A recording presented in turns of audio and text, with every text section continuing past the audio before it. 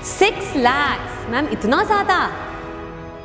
ज़्यादा, वो भी पर सेकेंड, 6 lakhs पर सेकेंड। प्रोटीन के लीनियर चेन में एक दूसरे के लिए अट्रैक्शन फील करने लगते हैं तो वो पास आ जाते हैं और उनके बीच में एक हाइड्रोजन बॉन्ड बन जाता है and that is how your helixes at low temperature enzyme अकड़ जाता है, ऐसे हो जाता है, तो एक्टिव साइट उसका रिजिड हो गया तो अब इंड्यूस ही नहीं हो पाएगा, वो सबस्ट्रेट उसको इंड्यूस ही नहीं कर पाएगा, रिएक्शन आगे नहीं जाएगा।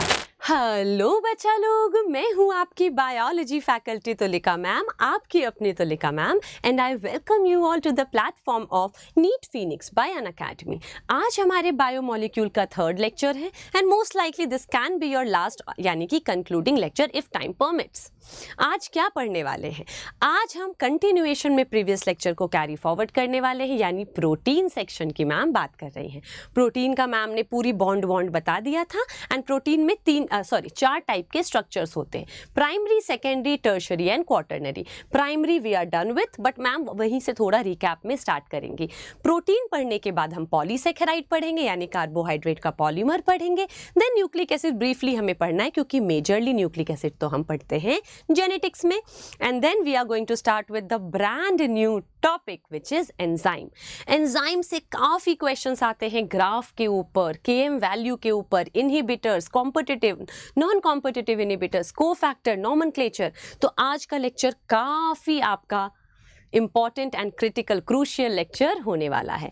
प्रीवियस क्लास में एक बच्ची ने मुझे, जब मैं PYQ लेकर आई थी एनिमल किंगडम का, तब मुझे एक बच्ची ने बोला था कि मैम आप साइड बाय साइड अपने नोट्स लिख के मत लाओ, साइड बाय साइड बताओ, क्योंकि फिर मैम हम भी नोट्स बना लेंगे, which is again a very good idea and a good way. मैं तो बेटा सिर्फ टाइम सेव कर रही थी आपका, but if you are facing problem कि हाँ ये वाला बेटर टेक्निक रहेगा, all you have to do is communicate it to me so that मैं उस पर फिर वर्क करूंगी। सो इसलिए आज मैं नोट्स लिख के नहीं लेकर आई हूँ, हम साइड बाय साइड बनाएंगे। फटाफट पॉज करो वीडियो को, अपनी नोटबुक और 2 पेन्स ले आओ, ठीक है? चलो लेट्स गेट स्टार्टेड। और आज मैम ने साइड बाय साइड NCERT को भी पैरेलली रखा हुआ है। अब करते हैं हम लेक्चर को स्टार्ट। प्रोटीन क्या है बेटा? Polymer of amino acid. बहुत सारे अमीनो एसिड जुड़ के प्रोटीन बन जाते हैं, ठीक है? अब ये हमारा एक अमीनो एसिड है, ये दूसरा अमीनो एसिड है, तीसरा, चौथा, ऐसे बहुत सारे आपके अमीनो एसिड होते हैं। This is protein. और अमीनो एसिड के बीच में बॉन्ड कौन सा है? तो बॉन्ड हमें पता है, पेप्टाइड बॉन्ड प्रेजेंट है। अब ये तो बेटा हमारा लीनियर चेन अमीनो एसिड का हो गया। जब प्रोटीन बनता है ना एंडोप्लाज्मिक रेटिकुलम में, रिकॉर्ड तो हो रहा है, हाँ, तो स्टार्टिंग में ये ऐसे ही लीनियर चेन बनता है। इसी लीनियर चेन को हम बोलते हैं फर्स्ट स्ट्रक्चर ऑफ प्रोटीन है, it is called primary structure. तो ये कौन सा स्ट्रक्चर है? तो पहले मैम लिख देते हैं कितने स्ट्रक्चर्स होते हैं। Structures of protein, structures of protein कितने होते हैं बेटा? We have total 4 structures of protein, primary, secondary, tertiary and quaternary. तो यहां लिख दे यस। तो हमने कहा 4 स्ट्रक्चर्स होते हैं हमारे, आप भी लिखो, 4 स्ट्रक्चर्स होते हैं हमारे प्रोटीन के। प्राइमरी 1 डिग्री, यानी प्राइमरी का मतलब क्या है? 1 degree. Then we have secondary, then we have tertiary 3 degree and then we have quaternary यानी 4 डिग्री। आप लिखते चलो, these are the 4 structures of protein, ठीक है? What is primary structure? Just knowing the sequence of amino acid in a protein. अगर ये protein बनाना और अगर आपने पता कर लिया कि पहला क्या आपका ट्रिप्टोफैन है, सेकंड ग्लाइसिन है, थर्ड एलेनिन है, सीरीन है, just knowing the sequence of amino acid in a protein, in a linear chain of protein, ये linear chain है, is called primary structure, ठीक है? अब हमने लास्ट क्लास में देखा था हर एक प्रोटीन का एक एन टर्मिनल होगा, यानी NH2 टर्मिनल की बात कर रहे हैं, एन टर्मिनल, और एक C टर्मिनल होगा यानी COOH की बात कर रहे हैं। और मैम ने ये भी बताया था LN1 left hand side is always an terminal and is your first amino acid, ये प्रीवियस क्लास में बताया था मैम ने, and right hand side is always C terminal and is the last amino acid. तो कई बार question में आपके amino acid का सीक्वेंस पूछ देते हैं, N और C से आप पता कर सकते हो, ठीक है? N टर्मिनल यानी NH2 terminal will be always your first amino acid and C terminal will always be the last amino acid. तो अगर आपका X का पूछा है, ये कौन सा है, नंबर आपको कई बार देंगे कि 3rd नंबर पे कौन सा है, तो आप इधर से काउंट करना स्टार्ट कर दोगे, ठीक है? क्लियर है? यस। पहला प्रोटीन जिसका सीक्वेंस पता किया गया था वो क्या था हमारा? इंसुलिन था। इसमें भी देख लो बेटा, प्राइमरी स्ट्रक्चर है, ये फर्स्ट अमीनो एसिड है, सेकेंड अमीनो एसिड है, ऐसे करके आपके बने हुए हैं। तो मैम यहाँ लिख देती हैं, थोड़ा सा डिटेलिंग आप भी लिख लो। नंबर फर्स्ट हम कह रहे हैं प्राइमरी स्ट्रक्चर, इसमें क्या लिखे, sequence of amino acid, sequence of a मतलब amino acid in a linear chain of protein, in a linear chain of protein, sequence of amino acid in linear chain of protein is called its primary structure। कौन कौन से bond present है primary structure में? सिर्फ peptide bond present है। Amino acid किससे जुड़े हैं? पेप्टाइड बॉन्ड से। यानी कौन सा बॉन्ड इसमें प्रेजेंट है? Only and only peptide bond present. ठीक है, एक का NH2 दूसरे के COOH से जुड़ता है, एक वाटर मॉलिक्यूल निकलता है। कभी भी बेटा हमारी बॉडी में कोई बॉन्ड बनता है तो मैम ने बताया था एक वाटर मॉलिक्यूल के निकलने से बन जाता है। तो यहाँ एक और चीज़ देख लो, अगर बोलते हैं कि 5 अमीनो एसिड का प्रोटीन है, although it is not possible, इतना छोटा नहीं होता, but if hypothetically we are saying कि ये 5 अमीनो एसिड का प्रोटीन है तो कितने वाटर मॉलिक्यूल निकलेंगे? 4, क्योंकि हर एक बॉन्ड में एक वाटर मॉलिक्यूल निकलेगा। 1 2 3 4 वाटर मॉलिक्यूल निकलेगा। यानी all bonds of your body, चाहे वो कुछ भी जुड़े बेटा, आगे भी देखेंगे, 3 ग्लूकोज को जोड़ोगे तो 2 वाटर मॉलिक्यूल निकलेगा, 2 ग्लूकोज को जोड़ोगे तो 1 वाटर मॉलिक्यूल निकलेगा। All bonds of our body are anhydrous bond. तो यहाँ लिख दे anhydrous bond, but this is like general rule for all bonds in our body. ठीक है, क्लियर है? First amino acid, first protein to be sequenced कौन सा था? वो आपका इंसुलिन था। और किसने सीक्वेंस किया था? वही जो हमेशा सीक्वेंसिंग करता है। डीएनए की सीक्वेंसिंग किसने की थी ह्यूमन जीनोम प्रोजेक्ट में? सैंगर ने, फ्रेडरिक सैंगर ने। तो यहाँ भी इंसुलिन को किसने सीक्वेंस किया था? तो मैम यहाँ लिख देती हैं बाय सैंगर ने सीक्वेंस किया था। Primary structure done. Now we are talking about secondary structure. अब किसकी बात करेंगे? याद करते हुए चलो बेटा, मैंने आपसे बेटा एक ही प्रॉमिस मांगा है कि आप मेरे साथ लेक्चर में याद करोगे। क्या क्या पढ़ा? सीक्वेंस ऑफ अमीनो एसिड से पता है हमें। First is your LN1 institute से याद रखो। LN left hand side is N terminal first amino acid LN institute वाला LN1 and then C terminal is right is last amino acid. पहला amino acid पहला प्रोटीन किसने sequence किया था? Sanger ने सीक्वेंस किया था। यानी गाना गाते गाते सिंगर से भी याद रख सकते हो, आपकी सीक्वेंसिंग हुई थी। कौन सा बॉन्ड है? पेप्टाइड बॉन्ड है। कितने वाटर मॉलिक्यूल निकलेंगे? जितने पेप्टाइड बॉन्ड उतने वाटर मॉलिक्यूल निकल जाएंगे। Secondary structure. अब यार कोई भी प्रोटीन आपका सिर्फ लीनियर चेन में नहीं रह जाता है। कोई भी प्रोटीन हमारा लीनियर चेन में ऐसे ही नहीं रहता है, वो थोड़ी और अपने में फोल्डिंग स्टार्ट कर देता है। तो सेकेंडरी स्ट्रक्चर में हम 2 स्ट्रक्चर्स की बात करते हैं। One is your alpha helix, second is your beta sheet. एक आपका है अल्फा हेलिक्स, एक है आपका बीटा शीट। और कौन सा कब बनता है हम वो भी यहाँ पे देखेंगे, और कैसे बनता है वो भी देखेंगे। अब हम कह रहे हैं कि कई बार अमीनो एसिड जो है ना वो ऐसे करके हेलिक्स बना लेता है। ऐसे लीनियर चेन ही था ये, लेकिन अब ये बीच बीच में गोल घूम जाता है। क्यों गोल जाता है मैम ये घूम? अच्छा लेट्स सपोज ये तो मैं कह रही हूँ N टर्मिनल है, ये है आपका C टर्मिनल। तो बेटा ये तभी तो गोल घूमेगा जब एक अमीनो एसिड दूसरे अमीनो एसिड के पास आना चाहेगा। यानी सोचो यहाँ एक अमीनो एसिड है और यहाँ एक अमीनो एसिड है, ये दोनों आपस में पास आना चाहते हैं। तो ऑब्वियसली ये पहले दूर थे, ऐसे थे, लेकिन अगर बेटा ये ऐसे हो गए, पहले एक यहाँ था एक यहाँ था, ठीक है, अब अगर ये मुड़ गए ऐसे तो दोनों पास आ गए ना, और इनके बीच में बॉन्ड बन गया। इसी वजह से आपका सेकेंडरी स्ट्रक्चर बनता है when 2 amino acid wants to bind with each other, एक दूसरे के लिए अट्रैक्शन फील करने लग जाते हैं। तब उस केस में क्या होता है, हमारा सेकेंडरी स्ट्रक्चर बनता है। अगेन आई एम रिपीटिंग, अगर 2 अमीनो एसिड एक लीनियर चेन में, अगर 2 अमीनो एसिड एक प्रोटीन के लीनियर चेन में एक दूसरे के लिए अट्रैक्शन फील करने लगते हैं तो वो पास आ जाते हैं और उनके बीच में एक हाइड्रोजन बॉन्ड बन जाता है, and that is how your helix is formed. कौन सा बॉन्ड मैम ने बोला? Hydrogen bond. तो यहाँ कौन सा बॉन्ड होगा? हमने कहा मैम यहाँ होगा हाइड्रोजन बॉन्ड। सिमिलरली यहाँ के अमीनो एसिड ने, फिर यहाँ के अमीनो एसिड ने, यानी secondary structure of alpha helix is due to which bond? Hydrogen bond. Secondary structure किसकी वजह से हो रहा है? हाइड्रोजन बॉन्डिंग की वजह से हो रहा है। और ये हेलिक्स कौन से डायरेक्शन से घूमेंगे?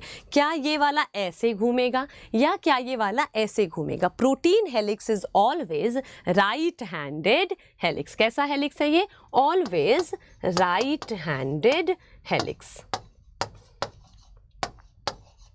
एग्जाम्पल देख ले, चलो बाद में देखते हैं। नेक्स्ट हम कह रहे हैं बीटा शीट। कई बार क्या होता है कि बहुत दूर दूर के अमीनो एसिड अट्रैक्शन फील करते हैं। यहाँ तो पास पास के किए तो उन्होंने कॉइलिंग कर ली, यानी कि ये तो एक ही शहर में रह रहे थे और एक शहर में अट्रैक्शन फील हुआ तो मिल लिए। लेकिन सोचो कंट्रीज अलग अलग हैं, अब अट्रैक्शन अगर फील कर रहे हैं तो क्या करेंगे यहाँ पे? तो उस केस में बेटा ऐसे करके आपके बनते हैं, ऐसे बनते। कैसे बनते हैं? चलो मैं इसको और बेटर बना देती हूँ, ऐसे। अब इनका हाइड्रोजन बॉन्ड ऐसे दूर दूर से, यानी ये लॉन्ग डिस्टेंस रिलेशनशिप में चले गए हैं। कैसा बन गया इनका? दूर दूर से लॉन्ग डिस्टेंस रिलेशनशिप हो गया। लेकिन बना क्या है? Hydrogen bond. इसने एफिनिटी फील कर ली है इसके लिए, इसने एफिनिटी फील कर ली है इसके लिए। This is example of your beta sheet. तो एक ऐसे बन गया, एक के ऊपर एक शीट बन गया। अब गोल नहीं घूम रहे हैं, अब गोल नहीं घूम रहे, अब तो शीट की तरह ये बन रहा है। ठीक है, क्लियर है? ठीक है, तो अभी भी बेटा हाइड्रोजन बॉन्ड है, तभी तो मैम ने यहाँ पे लिख दिया, यानी secondary structure is always due to hydrogen bond formation between two different amino acid on a linear chain. If two amino acid are very close towards each other, यानी attraction close amino acid के बीच में है, then alpha helix right hand से घूमेगा.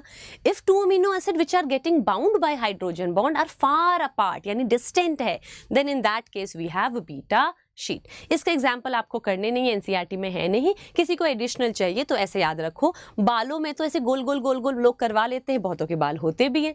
तो ये बालों में आपके keratin protein is always in your alpha helix. मतलब कई बार पहले क्वेश्चन पूछते थे कि कौन सा प्रोटीन ये स्ट्रक्चर लेगा, कौन सा प्रोटीन ये स्ट्रक्चर लगेगा.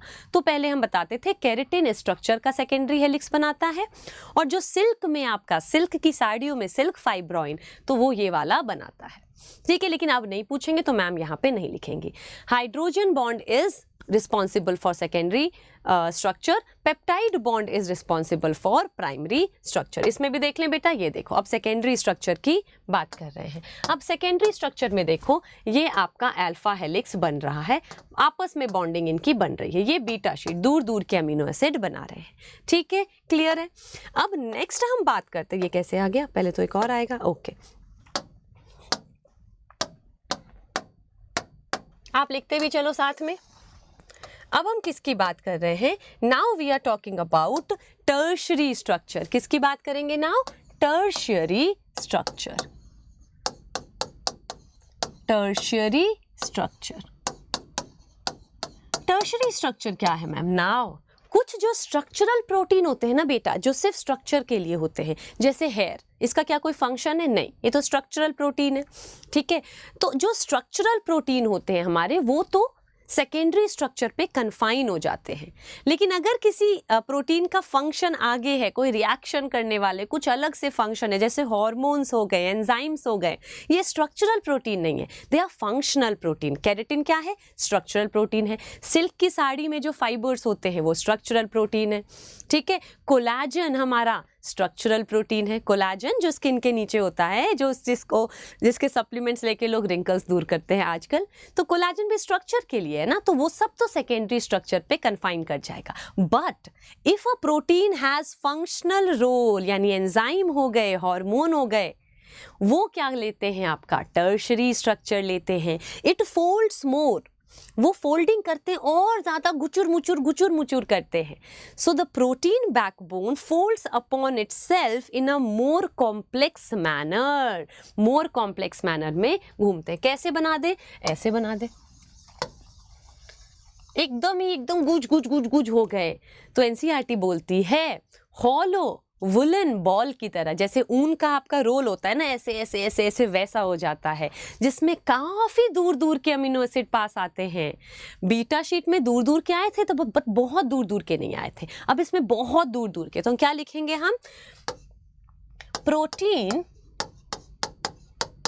Folds upon itself. फोल्ड्स, आप भी लिखो, folds upon itself in a more complex way,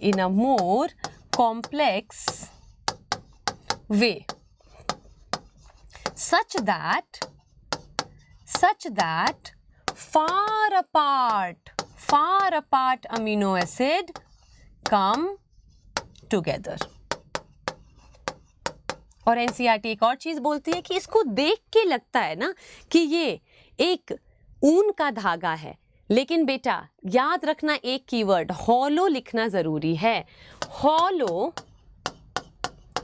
woollen ball की तरह आपका लगने लगता। क्यों मैम जरूरी है हॉलो लिखना, ऐसा क्यों एम्फेसाइज किया? तो बेटा ये जो दूर दूर से फोल्डिंग होती है ना, कई बार इसके बीच बीच में ना गैप्स आ जाते हैं। जैसे देखो ना, मैं कह रही हूँ ये जगह खाली है, ठीक है, यहाँ बॉन्ड होगा, ये जगह खाली है, ये जगह खाली है, ये जगह खाली है, तो अंदर में खाली खाली पॉकेट्स बन जाते हैं। क्या बन जाते हैं? खाली खाली पॉकेट्स बन जाते हैं। और अब भी आप आगे जाके देखोगे उसी पॉकेट में तो आपका सबस्ट्रेट, अगर ये एंजाइम है, वो जो खाली जगह है इसी में तो सबस्ट्रेट बाइंड करेगा तो रिएक्शन होगा। अगर ये हार्मोन है, इसी खाली जगह से तो ये रिसेप्टर इसमें एंटर करेगा और ये अपना एक्शन करेगा। यानी tertiary structure is always taken by functional proteins,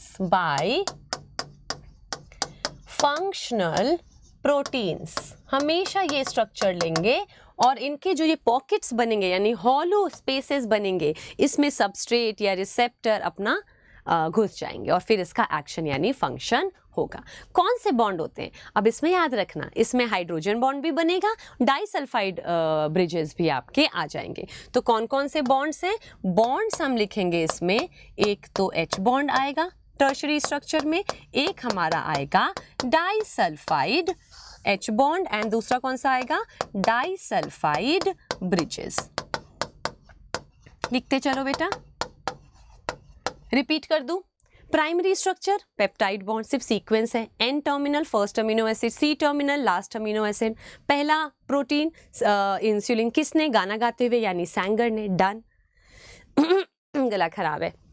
secondary structure हम कह रहे हैं कि थोड़े पास पास के अमीनो एसिड, मतलब एक ही चेन में गोल करके अपने पास आते हैं, ठीक है। अब सेकेंडरी स्ट्रक्चर दो टाइप के हैं, alpha helix, beta sheet.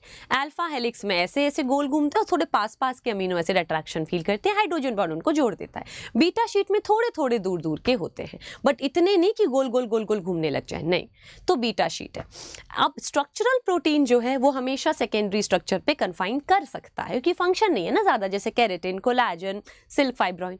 But if a protein is having more complex functional role, जैसे एंजाइम, हार्मोन्स, ये सारे, उस केस में वो क्या करते हैं? टर्शरी स्ट्रक्चर लेते हैं, where more distant amino acid are coming close together, creating small small pockets, जो पॉकेट्स में आपके सबस्ट्रेट या रिसेप्टर जाके बाइंड करेंगे। कौन से बॉन्ड्स आते हैं मैम इसमें? इसमें दो बॉन्ड आते हैं। देखो, प्राइमरी में एक ही बॉन्ड आया था, सेकेंडरी में हाइड्रोजन बॉन्ड एक ही आया था, लेकिन इसमें दो बॉन्ड्स आ गए। कौन कौन से? Disulphide bridge and hydrogen bond. और एक चीज याद रखना, हॉलो वुलन बॉल इसमें बन जाएगा। अब इसमें एनसीईआरटी में देख लें।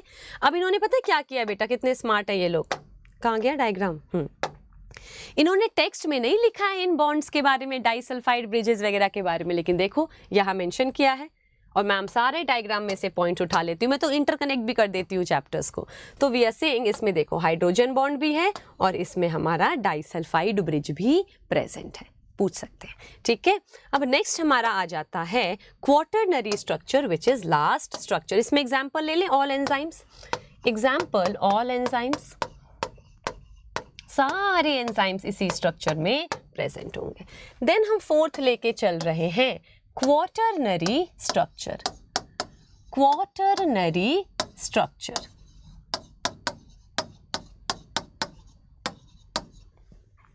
अब जो बेटा क्वाटरनरी स्ट्रक्चर है ये बताता है कि आपके प्रोटीन में अगर एक ही सब यूनिट है, एक ही प्रोटीन है, एक ही चीज से बनी है, यूनिट से बनी है, तब तो वो टर्शरी ही लेगा। लेकिन किसी किसी प्रोटीन में बेटा more than one subunit होता है, जैसे हीमोग्लोबिन में more than one subunit है, 4 सब यूनिट है। If a protein is consisting more than one subunit, then what is their conformation together? वो आपस में अरेंज्ड कैसे हैं? क्या वो ऐसे 4 सब यूनिट है तो क्या वो लीनियर में ऐसे अरेंज? अब ये प्रोटीन अमीनो एसिड नहीं है, एक सब यूनिट ये है, एक ये है, एक ये है, ये है। क्या वो लीनियरली अरेंज है या वन अपॉन अनदर, ऐसे दो नीचे दो ऊपर, या ऐसे क्रिस क्रॉस ऐसे अरेंज्ड है? So what is the arrangement of, if a protein is made up of more than one subunit, then how are those subunit arranged with respect to one another? That is your quaternary structure. ठीक है, तो यहाँ लिख दे ma'am, आप भी लिखो बेटा. If a protein is made up of, आप भी लिखो, made up of more than one subunit,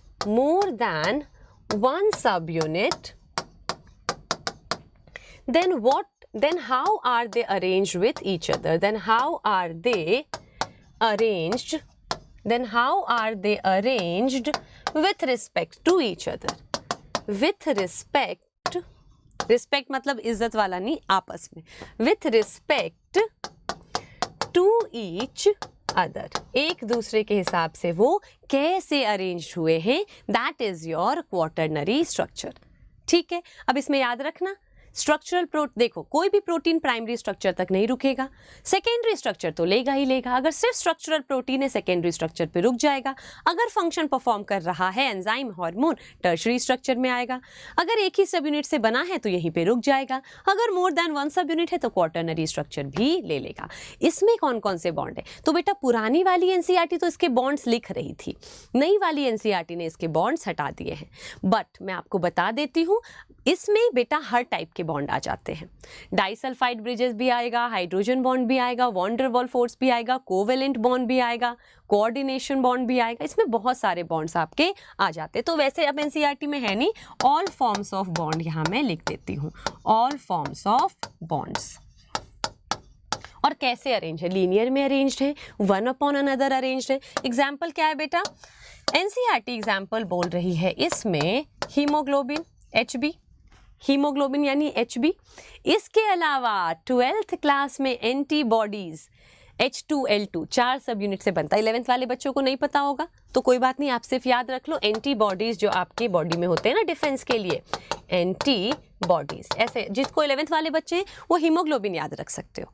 12th और ड्रॉपर वालों को पता है कि आपकी 12th क्लास में H2L2 आपका एंटीबॉडी बना हुआ है, 4 सब यूनिट से बनता है. हीमोग्लोबिन भी 4 सब यूनिट से बनता है, 4 सब यूनिट. एंटीबॉडी में भी 4 सब यूनिट है. फिर 12th वाले बच्चे बायोटेक में चले जाओ, मैम सब कोरिलेट करके ले आती. यू शुड अंडरस्टैंड कि आपका कोरिलेशन बहुत इंपॉर्टेंट है चैप्टर्स का. तो इंसुलिन भी आ जाता है. अगर लाइव होती तो मैम पूछती कि इंसुलिन में कितने सब यूनिट है तो आप बताते. पहले मैम 3 थे, A, B और C चेन, बाद में C हट गया तो कितने सब यूनिट बच गए? 2 सब यूनिट बच गए. अब 11th वाले बच्चे आप बेटा सिर्फ हीमोग्लोबिन, इंसुलिन और एंटीबॉडीज याद कर लो. एंटीबॉडी डिफेंस के हमारी बॉडी में बनते हैं पैथोजन के आने पे, उसमें भी 4 सब यूनिट है. हीमोग्लोबिन ट्रांसपोर्ट है, ऑक्सीजन एंड कार्बन डाइऑक्साइड का, उसमें भी 4 है. इंसुलिन एक हार्मोन है, एक्सक्यूज मी, लेकिन ये 2 सब यूनिट से बनता है. क्लियर है? यस. इससे खत्म हो, ये रहा क्वाटरनरी स्ट्रक्चर. देखो एक सब यूनिट ये इसमें ये दिखा रहे हैं पीछे वाला, एक सब यूनिट ये है, एक ये है, एक ये है. तो मोर देन वन सब यूनिट का आपस में अरेंजमेंट कैसा होता है? डन है? Yes ma'am. आगे चलते हैं. अब क्या है हमारा? पॉलीसेकेराइड है. क्या है मैम? पानी पिएंगी? तो अब हम पढ़ने वाले हैं पॉलीसेकेराइड. मैम ने वाटर ब्रेक लिया है. अब हम पढ़ने वाले हैं पॉलीसेकेराइड. क्या है बेटा पॉलीसेकेराइड? शुगर यानी ग्लूकोज, कोई भी मोनोमर, शुगर ले लो, हम तो पढ़ चुके हैं मोनोमर. ग्लूकोज ले लो, फ्रक्टोज ले लो, गैलेक्टोज ले लो, मैनोज ले लो. अगर ये जुड़ जाते हैं और बहुत सारे यूनिट्स आपस में ग्लूकोज के जुड़ गए या फ्रक्टोज के जुड़ गए या गैलेक्टोज के जुड़ गए तो आपका क्या बन गया? पॉलीसेकेराइड. ग्लूकोज अकेला क्या है? मोनोसेकेराइड है. ठीक है, और कार्बोहाइड्रेट की ही बात कर रहे हैं, हम पढ़ चुके हैं मोनोमर्स में. What is polysaccharide? तो हम बोलेंगे polysaccharides are polymers of sugar, यानी मोनोसेकेराइड की बात कर रहे हैं.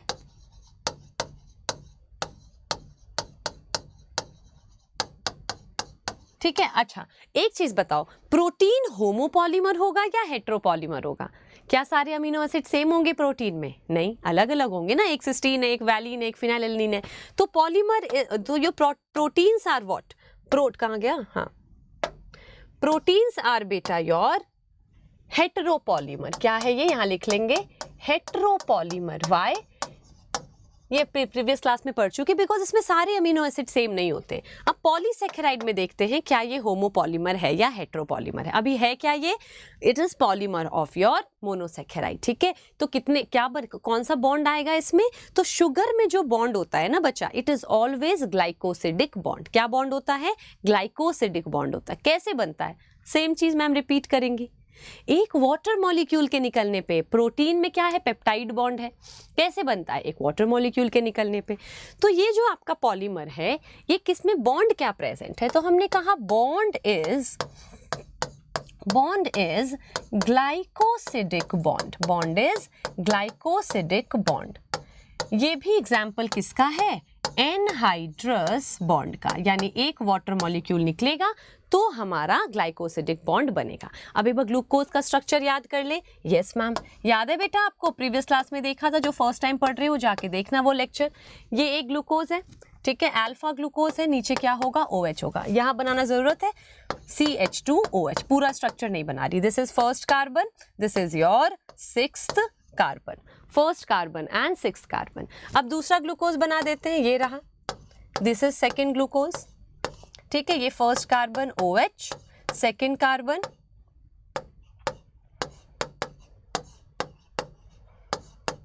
CH2OH, ये हमारा दूसरा ग्लूकोज है। ये दो ग्लूकोज आ गए। यस मैम, अब इनको जोड़ना है, क्या निकालना है बेटा, वाटर निकालना है। तो मैं क्या कर दूं, OH मैंने यहां से हटा दिया, H मैंने यहां से हटा दिया, अब ये जुड़ जाएगा। क्या किया मैम ने, यहाँ से OH हटा दिया, यहाँ से H हटा दिया, तो अब वाटर मॉलिक्यूल निकल गया। और अब हम इसको जोड़ देते हैं। अब जोड़ने के लिए O को बीच में ले आते हैं। तो मैंने क्या किया, इस O को बीच में मैं ले आई, क्या निकाला मैंने बाहर, H2O, एक वाटर निकाला। और अब ये बॉन्ड क्या बन गया, now this bond is your glycosidic bond. अब इस बॉन्ड को क्या बोलेंगे, glycosidic bond, formed by removal of one water molecule. कौन कौन से कार्बन के बीच में देखोगे एक बार, this is first carbon, this is second carbon, this is third carbon, this is fourth carbon, this is fifth carbon and this one is sixth carbon. तो इस वाले का फोर्थ कार्बन, इस वाले का फर्स्ट कार्बन। ठीक है, तो बॉन्ड का पूरा नाम क्या हो जाएगा, अल्फा 1,2,4। अल्फा क्यों बेटा, क्योंकि हमने कहा था ये अल्फा ग्लूकोज है। अल्फा ग्लूकोज में फर्स्ट पोजीशन का OH नीचे होता है और बीटा ग्लूकोज में फर्स्ट पोजीशन का OH ऊपर होता है। हमारी बॉडी में मोस्टली ग्लूकोज कैसा रहता है, अल्फा स्टेट में रहता है। तो अल्फा यानी कि आप स्टेट देख रहे हो, पहले वाले ग्लूकोज का क्या है, अल्फा, इसमें सारे ही अल्फा हैं वैसे। ठीक है, और 1 to 4 के बीच में बन रहा है। So bond in your sugar जो हम पढ़ने वाले हैं is alpha 1 to 4 glycosidic bond. Bond देख लिया, यस मैम। अब पॉलीसेकेराइड्स के हम टाइप देख लेते हैं। क्या क्या पढ़ा बेटा, पॉलीमर है ये मोनोसेकेराइड का, शुगर की जगह बेटर है मोनोसेकेराइड का पॉलीमर है। मोनोसेकेराइड जुड़ते किससे हैं, मैम ने कहा अल्फा 1 to 4 ग्लाइकोसिडिक बॉन्ड से मोस्टली जुड़ जाते हैं। अलग अलग वैसे थोड़ा सा अलग होता है, ग्लाइकोसिडिक तो सेम रहेगा क्योंकि बॉन्ड को ग्लाइकोसिडिक बॉन्ड कहते हैं। अब ये थोड़ा सा चेंज कर देंगे आगे, ठीक है, ये मत देखो अभी। अब हम कह रहे हैं टाइप्स, क्या कह रहे हैं, टाइप्स ऑफ पॉलीसेकेराइड। तो टाइप्स ऑफ पॉलीसेकेराइड में एनसीईआरटी तो 2 ही टाइप की बात करती है, वैसे 3 होते हैं लेकिन एनसीईआरटी 2 टाइप की बात करती है। One is storage polysaccharide, another is structural polysaccharide. Structural polysaccharide, क्या हमारी बॉडी में अगर पॉलीसेकेराइड जो है वो फूड स्टोरेज के वे में काम आ रहा है, जैसे हमारी बॉडी फूड कैसे स्टोर करती है, ग्लाइकोजन के फॉर्म में, प्लांट कैसे स्टोर करती है, स्टार्च के फॉर्म में। तो अगर हमारी बॉडी शुगर को यानी पॉलीसेकेराइड को फूड स्टोरेज के लिए यूज कर रहा है तो हम उसे कहेंगे स्टोरेज टाइप ऑफ पॉलीसेकेराइड। लेकिन अगर कोई पॉलीसेकेराइड स्ट्रक्चर बना रहा है, जैसे आपका सेल्यूलोज बेटा, सेल वॉल किससे बनता है, सेल्यूलोज से बनता है। और जब हमने सेल्यूलोज का स्टडी किया तो हमें पता लगा सेल्यूलोज तो एक पॉलीसेकेराइड है। लेकिन कैसा पॉलीसेकेराइड है, क्या वो स्टोरेज ऑफ फूड के लिए है, नहीं, वो तो स्ट्रक्चर के लिए है। काइटिन, आर्थ्रोपोडा का एक्सोस्केलेटन किससे बनता है, काइटिन से बनता है। काइटिन का जब हमने स्ट्रक्चर देखा तो हमें दिखा रही है तो शुगर से बना है, पॉलीसेकेराइड है, बट क्या वो फूड है, नहीं है, तो that is your structural polysaccharide. ठीक है, तो हम स्ट्रक्चरल एंड स्टोरेज पॉलीसेकेराइड पढ़ेंगे। स्टोरेज में हमें 3 पढ़ने हैं। कौन कौन से पढ़ने हैं मैम? एक हमें पढ़ना है ग्लाइकोजन, एक हमें पढ़ना है इन्यूलिन और एक हमें पढ़ना है स्टार्च। अब इनमें से ये दोनों किस में हैं? ये दोनों तो बच्चा प्लांट में होते हैं और ग्लाइकोजन होता है हमारे एनिमल्स के अंदर। यानी एक एनिमल का पढ़ना है और 2 हमें प्लांट का पढ़ना है। बहुत ब्रीफ में पढ़ना है। कुछ मेरे क्लास से बेटा कुछ भी जो मैं पढ़ा रही हूँ इसके एक्स्ट्रा आपको नहीं पढ़ना है। रेस्ट बी अश्योर्ड, बिल्कुल अश्योर्ड रहो। मैं बहुत एक्सपीरियंस से आई हूँ। मैं अपने मुंह से क्यों बोल रही हूँ? अरे चलो छोड़ो। तो एनीवे स्ट्रक्चरल में क्या आता है? हाँ, स्ट्रक्चरल में हमारा आ जाता है सेल्यूलोज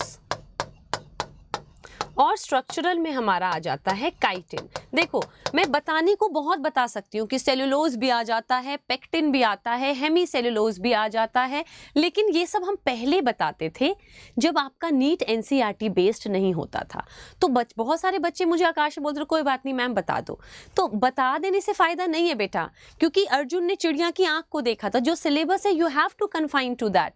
वो क्वालिटी ओवर क्वांटिटी देखो ना, या जो आना है आप वो पढ़ोगे। ठीक है, तो सेल्यूलोज एंड काइटिन ही हमें पढ़ना है। अब एक एक करके सारे देख ले। यस मैम, पहले ग्लाइकोजन देख लेते हैं, then starch, inulin, cellulose and chitin. ठीक है, ओके। नाउ सबसे पहले मैम क्या पढ़ा रही है? सबसे पहले मैम पढ़ा रही हैं ग्लाइकोजन।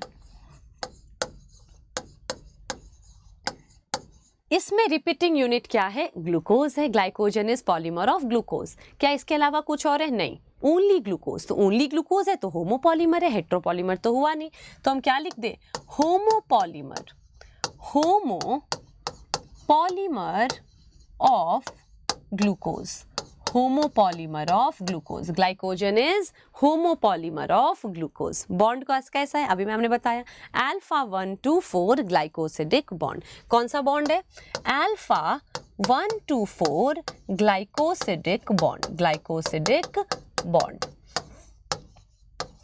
ये प्राइमरी स्ट्रक्चर है क्योंकि डायरेक्टली बना है। बेटा ये ब्रांच्ड भी होता है। मतलब चलो डायग्राम से, एनसीईआरटी के डायग्राम से देख लेते हैं। इधर देखो, इधर देखो। नाउ आई एम सेइंग ये हमारा ग्लूकोज है एक, ये हमारा दूसरा ग्लूकोज है, ये तीसरा है, ये चौथा है। तो ये हमारा लीनियर चेन बन रहा है अल्फा 1,2,4। लेकिन यहां से देखो ब्रांच निकल गया एक। इसमें देखो यहाँ से पहले ये लीनियर चेन चल रहा था ग्लूकोज का, एक ग्लूकोज, दूसरा ग्लूकोज, तीसरा, चौथा, पांचवा, छठा, ये तो ग्लूकोज का लीनियर चेन था। बट यहाँ से एक ब्रांच निकल गया, फिर यहाँ से एक और ब्रांच, फिर यहाँ से एक और ब्रांच, यानी ब्रांचिंग हो जाती है हमारे। तो ब्रांचिंग का स्ट्रक्चर जरा अब हम देख लेते हैं। तो सबसे पहले तो नॉर्मल चेन बना लेते हैं। ये ना आप स्ट्रक्चर साथ में देखो, ये ग्लूकोज है, अल्फा है ना, तो नीचे क्या है? OH है। एक और ग्लूकोज बना लेते हैं।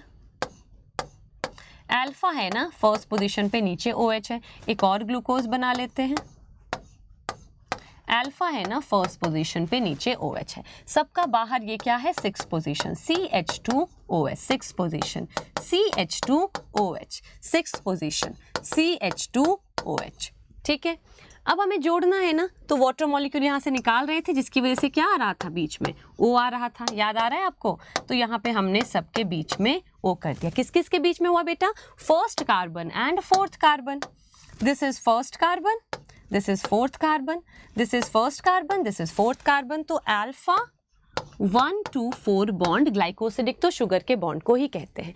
ब्रांचिंग हमेशा होती है 6th कार्बन से। ये ग्लूकोज का बेटा क्या है? इस वाले का 6th कार्बन है, ये इस वाले का 6th कार्बन है, ये इस वाले का 6th कार्बन है, लाइकवाइज।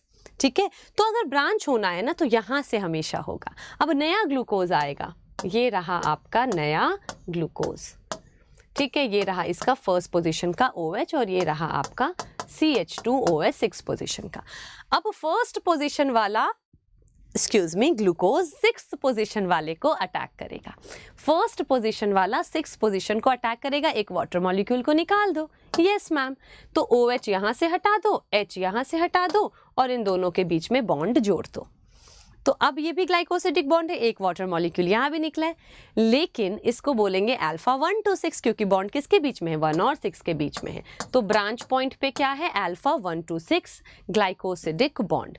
ठीक है, तो तो ये तो आपके लीनियर चेन में है, अल्फा 1 to 4 लीनियर चेन में है, अल्फा 1 to 6 हमारे ब्रांच पॉइंट पर प्रेजेंट है, ब्रांच पॉइंट पर प्रेजेंट है। डायग्राम देख लें, ये देखो बेटा 1 to 4 चल रहा है, ठीक है। ये किससे स्टार्ट हुआ है? 1 to 6, 1 to 6 यहाँ से स्टार्ट हो गया है, ठीक है। Yes ma'am. अब क्या ग्लाइकोजन अपने में फोल्डिंग करेगा? क्या ये तो प्राइमरी स्ट्रक्चर है, डायरेक्ट सीक्वेंस बना है, ब्रांच बना है। क्या प्रोटीन की तरह ग्लाइकोजन फोल्डिंग करेगा, सेकेंडरी स्ट्रक्चर में जाएगा? नो, ग्लाइकोजन सेकेंडरी स्ट्रक्चर में नहीं जाएगा, ग्लाइकोजन ऐसे ही रुका रहेगा। अब हम बोलते हैं सेकंड इज योर, अब हम पढ़ लेंगे स्टार्च। किसके बारे में पढ़ लेते हैं? चलो स्टार्च के बारे में पढ़ लेते हैं। यार ये भी ना इसी की तरह होमोपॉलीमर है। मैम ने क्या लिख दिया यहाँ पे? Same homopolymer of glucose. Alpha glucose का क्या है? ये होमोपॉलीमर है, ठीक है। इसमें भी सेम ब्रांच्ड है, तो ये क्या लिखे यहाँ पे? Same bonds in linear and branch, same bonds in linear and branch points alpha 1 to 4 and alpha 1 to 6, तो बिल्कुल ही सेम है। सिर्फ एक क्या मैम बिल्कुल सेम है? हमारे और स्टार्च में, ग्लाइकोजन और स्टार्च में क्या एक ही डिफरेंस है कि हमारे में एनिमल में ग्लाइकोजन है और प्लांट में स्टार्च है? नहीं, अभी तक तो सब कुछ सेम है। लेकिन स्टार्च अब लीनियर ऐसे नहीं रहेगा, ये सेकेंडरी स्ट्रक्चर में हेलिक्स बनाएगा। तो मैम यहाँ पे क्या लिख देंगी? मैम यहाँ लिख देंगी it will form secondary structure, it will form secondary structure in the form of helix, यानी हेलिकल होगा। इसमें लिख दूं नो हेलिक्स, ग्लाइकोजन में नो हेलिक्स, लेकिन स्टार्च में क्या होगा? हेलिक्स होगा, यानी अपने बाद ये अपना ऐसा हेलिकल स्ट्रक्चर बना लेगा, जो कि ये नहीं बनाएगा। अब इसकी वजह से क्या होगा? अगर मैं ग्लाइकोजन का सॉल्यूशन ले लूं, ग्लाइकोजन ले लूं और ग्लाइकोजन में मैंने आयोडीन सॉल्यूशन डाला और उसके बाद मैंने क्या किया? हटा दिया आयोडीन सॉल्यूशन, मैंने कोशिश की पानी से धो देने की, तो ग्लाइकोजन जो है वो पूरा आयोडीन सॉल्यूशन को निकाल देगा। लेकिन अगर आप स्टार्च पे आयोडीन सॉल्यूशन डालते हो तो आयोडीन जो है ना वो हेलिक्स के बीच में फंस जाता है। आयोडीन जो है ना बेटा वो हेलिक्स के बीच में फंस जाता है। फिर भले आपने धो दिया बट स्टार्च जो है वो ब्लू टर्न हो जाएगा। क्यों ब्लू टर्न हो गया? क्योंकि ये हेलिकल स्ट्रक्चर है। तो जब हमने इसमें ब्लू पानी डाला, iodine solution is blue in colour, जब मैंने इसमें आयोडीन सॉल्यूशन डाला तो वो जो डाई था वो इसके हेलिक्स के बीच में फंस गया, फिर निकला ही नहीं। यानी starch turns blue with iodine solution because it traps iodine in its helix. On the other hand glycogen में तो हेलिक्स है ही नहीं, तो ये टर्न ब्लू नहीं करेगा। तो यहां लिख दे, इसको पहले छोटा करके लिख दूं। छोटा कैसे कर दूं? ये तो यहां लिखती हूँ। अच्छा नेक्स्ट पेज पे लिख देंगे। चलो नेक्स्ट पेज पे, अरे ये कैसे आ गया? नेक्स्ट पेज पे लिख देती हूँ।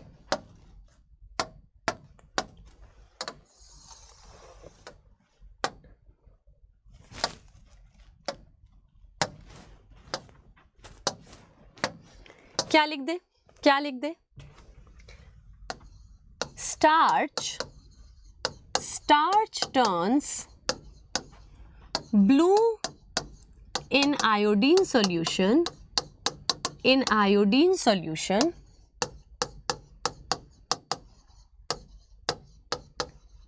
because of helix, while no other, कोई आगे देखेंगे बेटा सेलुलोज काइटिन किसी में भी हेलिक्स नहीं बनता, तो no other polysaccharide turns blue, while no other polysaccharide turns blue, कोई भी और ब्लू टर्न नहीं करेगा। Is it clear? Yes ma'am, record तो हो रहा है। हाँ, is it clear? Yes ma'am, ठीक है, हो गया। ओके मैं खुद ही बोल देती हूँ is it clear? Yes ma'am, ठीक, क्योंकि मेरे को ऑफलाइन की आदत है ना, तो बच्चे बोलते थे यस मैम, तो अब मैं खुद ही यस मैम बोल देती हूँ, खुद ही यस मैम बोल देती हूँ। चलो जी, अब हमारा स्टार्च हो गया, ग्लाइकोजन हो गया, now inulin. Next is what? Inulin. Inulin में ज़्यादा आपको पढ़ना नहीं है। Inulin is polymer of fructose और ये प्लांट में ही होता है, यानी प्लांट स्टोर करता है अपने कार्बोहाइड्रेट को स्टार्च के फॉर्म में भी एंड इन्यूलिन के फॉर्म में भी नहीं। इन्यूलिन तो सिर्फ ट्यूबर फैमिली के रूट्स में थोड़ा सा स्टोरेज होता है, वो आपको करना भी नहीं है, बट याद रखो किसी किसी प्लांट में storage of food can be in the form of inulin. ठीक है, तो यहाँ पे क्या लिख लूं, स्टोरेज, इसको तो हमने टेबल में लिखा था, homopolymer of fructose, homopolymer of fructose. ये क्या है बेटा, फ्रक्टोज का होमोपॉलीमर है। ये भी हेलिक्स नहीं बनाता, बॉन्ड वॉन्ड तो आपको करना ही नहीं है, एनसीईआरटी में है ही नहीं वो। So inulin is polymer of fructose और ये कुछ प्लांट फैमिलीज में जैसे ट्यूबर फैमिली होगी आपको याद नहीं करना, you only have to remember, recording हो रही है ना, हाँ, you only have to remember that inulin is हो गया मैम, हो गया मैम, कुछ काम था वो हो गया, कोई मैं रिकॉर्डिंग कर रही हूँ, ठीक है ठीक है, okay. So what I am saying is कि आप you only have to remember that inulin is homopolymer of fructose. Starch और ग्लाइकोजन ग्लूकोज के होमोपॉलीमर है, inulin is homopolymer of fructose. Next we have, next हमें क्या पढ़ना है, cellulose पढ़ना है एंड काइटिन पढ़ना है। सो नेक्स्ट, अब ये तीनों तो हमारे स्टोरेज वाले थे, अब हम स्ट्रक्चरल पे जाएंगे, तो स्ट्रक्चरल यहाँ से स्टार्ट कर लेते हैं। सबसे पहले हम बात करेंगे अब सेल्यूलोज की। Cellulose is also homopolymer but it is polymer again of glucose.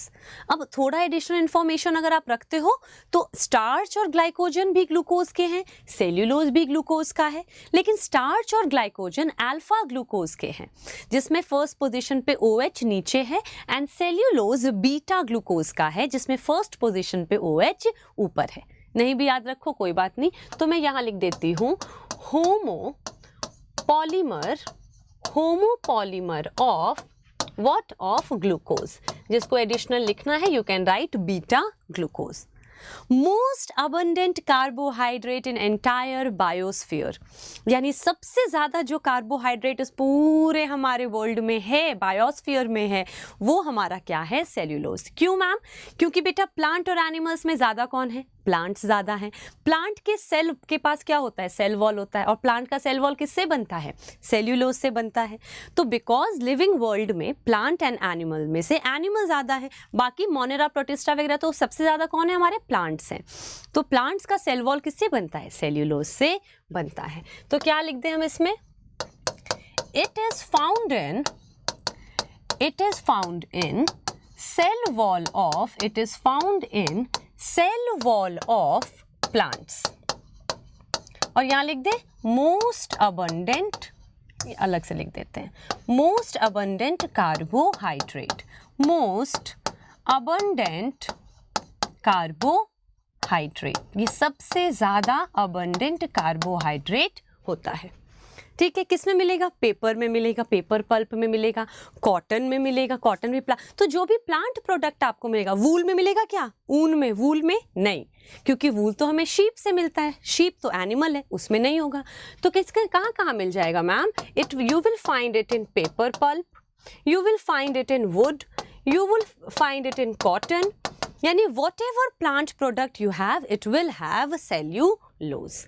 ठीक है, बॉन्ड क्या है, वही सेम बॉन्ड है, ग्लाइकोसिडिक बॉन्ड, लेकिन क्योंकि ये बीटा ग्लूकोज है नंबरिंग आगे का थोड़ा सा बदल जाता है, बट वो एनसीईआरटी में है नहीं, हमें नहीं करना।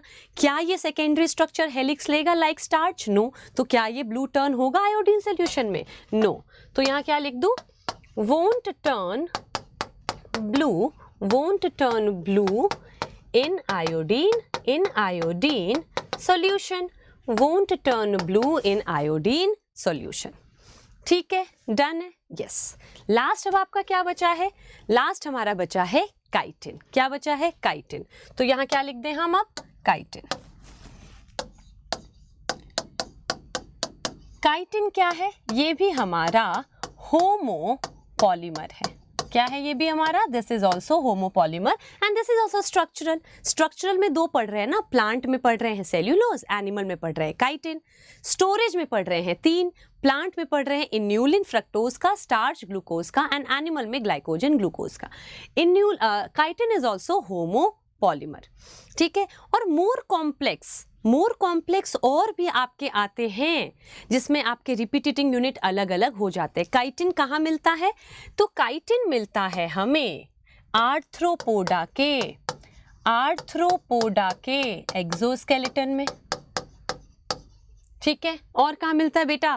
फंजाई का भी तो जो वॉल है वो बनता है ना काइटिन से, तो वहां भी आप लिख सकते हो फंजाई का वॉल भी, हमारा सेल वॉल किससे बनता है? काइटिन से बनता है, ठीक है। तो इट इज, लेकिन एनसीईआरटी यहाँ पे ये लिख रही है, otherwise you can also add कि फंजाई का सेल वॉल भी काइटिन से बनता है, एक्सोस्केलेटन और फंजाई का सेल वॉल भी काइटिन से बनता है। और अगर हम थोड़ा सा जाते हैं ना कि और कॉम्प्लेक्स हेट्रो और कॉम्प्लेक्स जो आपके क्या कह रही हूँ मैं, ये पॉलीसैकेराइड्स होते हैं, तो कुछ में रिपीटेटिंग यूनिट क्या है, तो इसमें लिख लेते हैं हम रिपीटेटिंग यूनिट इसमें है हमारे ग्लूकोज अमीन,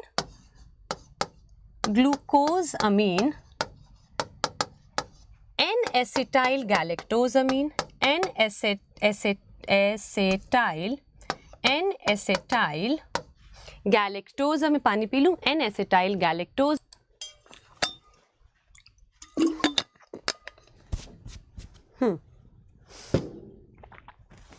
तो मैंने कहा था रिपीटिंग यूनिट काइटिन जैसे हो गया, रिपीट यूनिट क्या हो जाएगा इसमें? ग्लूकोजामीन, एन एसिटाइल गैलेक्टोज अमीन। ये क्या हो गया मैम? ये क्या है? ये तो पहले, ये तो कोई कार्बोहाइड्रेट नहीं लग रहा, हम तो कार्बोहाइड्रेट बोलते हैं रिपीट यूनिट को। तो बेटा ग्लूकोज ये रहा, गैलेक्टोज ये रहा, ग्लूकोज और गैलेक्टोज के साथ हमने अमीनो एसिड जोड़ा है, अमीन, और यहाँ पे थोड़ा एसिटाइल ग्रुप भी जोड़ा है, तो these are what? These are modified sugar, यानी रिपीटेटिंग यूनिट क्या है इसमें? मॉडिफाइड शुगर है रिपीट यूनिट। और साथ में हम कह सकते हैं अमीनो शुगर भी बोल सकते हो, अमीनो एसिड एंड शुगर, तो इसे हम क्या कह सकते हैं साथ में? Amino sugar. ये वाले को मान लो अमीनो शुगर, क्योंकि अमीन और शुगर, लेकिन इसमें और भी मॉडिफाई हुआ है N acetyl amine, so this can be called as modified amino sugar, ठीक है। तो अब इसको रिपीट करते हैं। Chitin is structural polysaccharide found in cell wall of fungi and cell wall of plant as well, नहीं सॉरी, प्लांट के cell wall में सेलुलोज था, sorry, in cell wall of fungi and in the exoskeleton of arthropoda. क्या है? ये structure के लिए है। फिर उसके बाद हम कह रहे हैं ये रिपीट यूनिट क्या है इसमें? Repeat unit is glucosamine which is modified sugar, amino sugar, क्या बोल रही हूँ, फंबल क्यों कर रही हूँ, सॉरी बेटा थोड़ा लॉस्ट हो गई। And then N acetyl galactosamine which is modified sugar, ये अमीनो शुगर है, ये क्या है? मॉडिफाइड शुगर होता है। इससे ज्यादा पढ़ना नहीं है। एनसीईआरटी की लास्ट लाइन कहती है these complex sugar are also homopolysaccharide, ठीक है, होमोमर ही है, होमोपॉलीमर ही होता है। With this we are done with your polysaccharide part. अब क्या बचा? न्यूक्लिक एसिड बचा। ऑल्दो न्यूक्लिक एसिड हमें पढ़ने की जरूरत है नहीं, क्योंकि मैम ने न्यूक्लियोटाइड में ही जितनी इंफॉर्मेशन आपकी बायोमॉलिक्यूल में है उतनी इंफॉर्मेशन मैंने आपको न्यूक्लियोटाइड में बता दिया था। But just to go by order of the book हम इसको थोड़ा सा पढ़ लेते हैं। क्या पढ़ रहे हैं ma'am? Nucleic acid. Nucleic acid दो है हमारे पास, क्या है? डीएनए है एंड आरएनए है। रिपीट यूनिट क्या है? प्रीवियस क्लास को याद कर लो, जाके देख लो, बहुत अच्छे से पढ़ा है हमने। Repeat unit, these both are polynucleotide, both are polynucleotide. क्या सारे ए ही रहेंगे? क्या सारे टी ही रहेंगे? नहीं, it is heteropolymer, it is hetero, कहीं ए है, टी है, जी है, सी है, सो इट इज हेट्रोपॉलीमर। क्या है? हेट्रोपॉलीमर है मैम। अब बेटा न्यूक्लियोटाइड का हमने पूरा स्ट्रक्चर याद किया है अच्छे से, न्यूक्लियोसाइड, न्यूक्लियोटाइड सबका, तो उस वाले लेक्चर में आपको सारा इसका मिल जाएगा। लेकिन जब दो न्यूक्लियोटाइड जुड़ते हैं तो आपस में कौन सा बॉन्ड बनता है? ये एक न्यूक्लियोटाइड है, ये दूसरा न्यूक्लियोटाइड है, ये तीसरा न्यूक्लियोटाइड है। तो जो बॉन्ड बनता है वो आपका ईस्टर बॉन्ड है। पूरा नाम नहीं बताया मैंने, ईस्टर बॉन्ड है। क्यों बेटा? अल्कोहल और एसिड के बीच में बनता है। हर एक न्यूक्लियोटाइड के, याद करो, हर एक न्यूक्लियोटाइड के जो आपका लास्ट 5th पोजीशन है वहां फॉस्फोरिक एसिड का आयनिक फॉर्म यानी फॉस्फेट होता है। याद आ रहा है? न्यूक्लियोटाइड में आपका बेस शुगर और फॉस्फेट है। फॉस्फेट कौन से पोजीशन पे है? तो फॉस्फेट हमने कहा 5th पोजीशन पे है। 5th पोजीशन पे क्या है? फॉस्फेट है। और फॉस्फेट है क्या? फॉस्फोरिक एसिड का आयनिक फॉर्म है और बॉन्डिंग बनती है हमेशा एक न्यूक्लियोटाइड के 5th पोजीशन यानी फॉस्फेट से दूसरे न्यूक्लियोटाइड के 3rd पोजीशन पे। तो अगर मैं कह रही हूँ ये एक न्यूक्लियोटाइड है, ये इसका 3rd पोजीशन है, तो यहाँ क्या होता है बेटा? OH है, ठीक है। और ये दूसरा न्यूक्लियोटाइड है, ये क्या है? दूसरा न्यूक्लियोटाइड है, ये इसका 5th पोजीशन है विच इज CH2 और फॉस्फेट होगा साथ में। साथ में क्या होगा बेटा? फॉस्फेट होगा। ऐसे बना देते हैं फॉस्फेट को ना। Phosphate is ionic form of phosphoric acid. तो बॉन्ड किसके बीच में बनेगा? इस फॉस्फेट का इस हाइड्रोक्सिल ग्रुप के साथ। तो ये आपका अल्कोहल है, OH अल्कोहल है, ये फॉस्फोरिक एसिड का आयनिक फॉर्म है यानी एसिड है। तो अल्कोहल और एसिड के बीच के बॉन्ड को हम क्या बोलते हैं? एस्टर बॉन्ड बोलते हैं। क्या बोलते हैं? एस्टर बॉन्ड बोलते हैं। अब इधर भी जब फॉस्फेट जुड़ा था आपके CH2OH से, वो भी ईस्टर बॉन्ड था, उधर भी ईस्टर बॉन्ड है, तो कितने ईस्टर बॉन्ड हो गए? Excuse me, die Easter bond हो गए। और एसिड कौन सा है? फॉस्फेट। तो इसको क्या बोलते हैं हम? फॉस्फो डाई ईस्टर बॉन्ड, यानी 2 nucleotide are joined by phospho die Easter bond. क्यों बोला फॉस्फो डाई ईस्टर बॉन्ड? क्योंकि बेटा मैं फिर से रिपीट कर देती हूँ, क्यों हमने बोला? ये एक न्यूक्लियोटाइड है OH CH2। पहले ये बेटा चलो बेस बना देते हैं, ये रहा हमारा बेस। तो ये बेस और शुगर न्यूक्लियोसाइड है। बेस और शुगर क्या है? न्यूक्लियोसाइड है। अब मैं इसमें फॉस्फेट जोड़ना चाहती हूँ। क्या जोड़ना चाहती हूँ? ढंग से बनाती हूँ।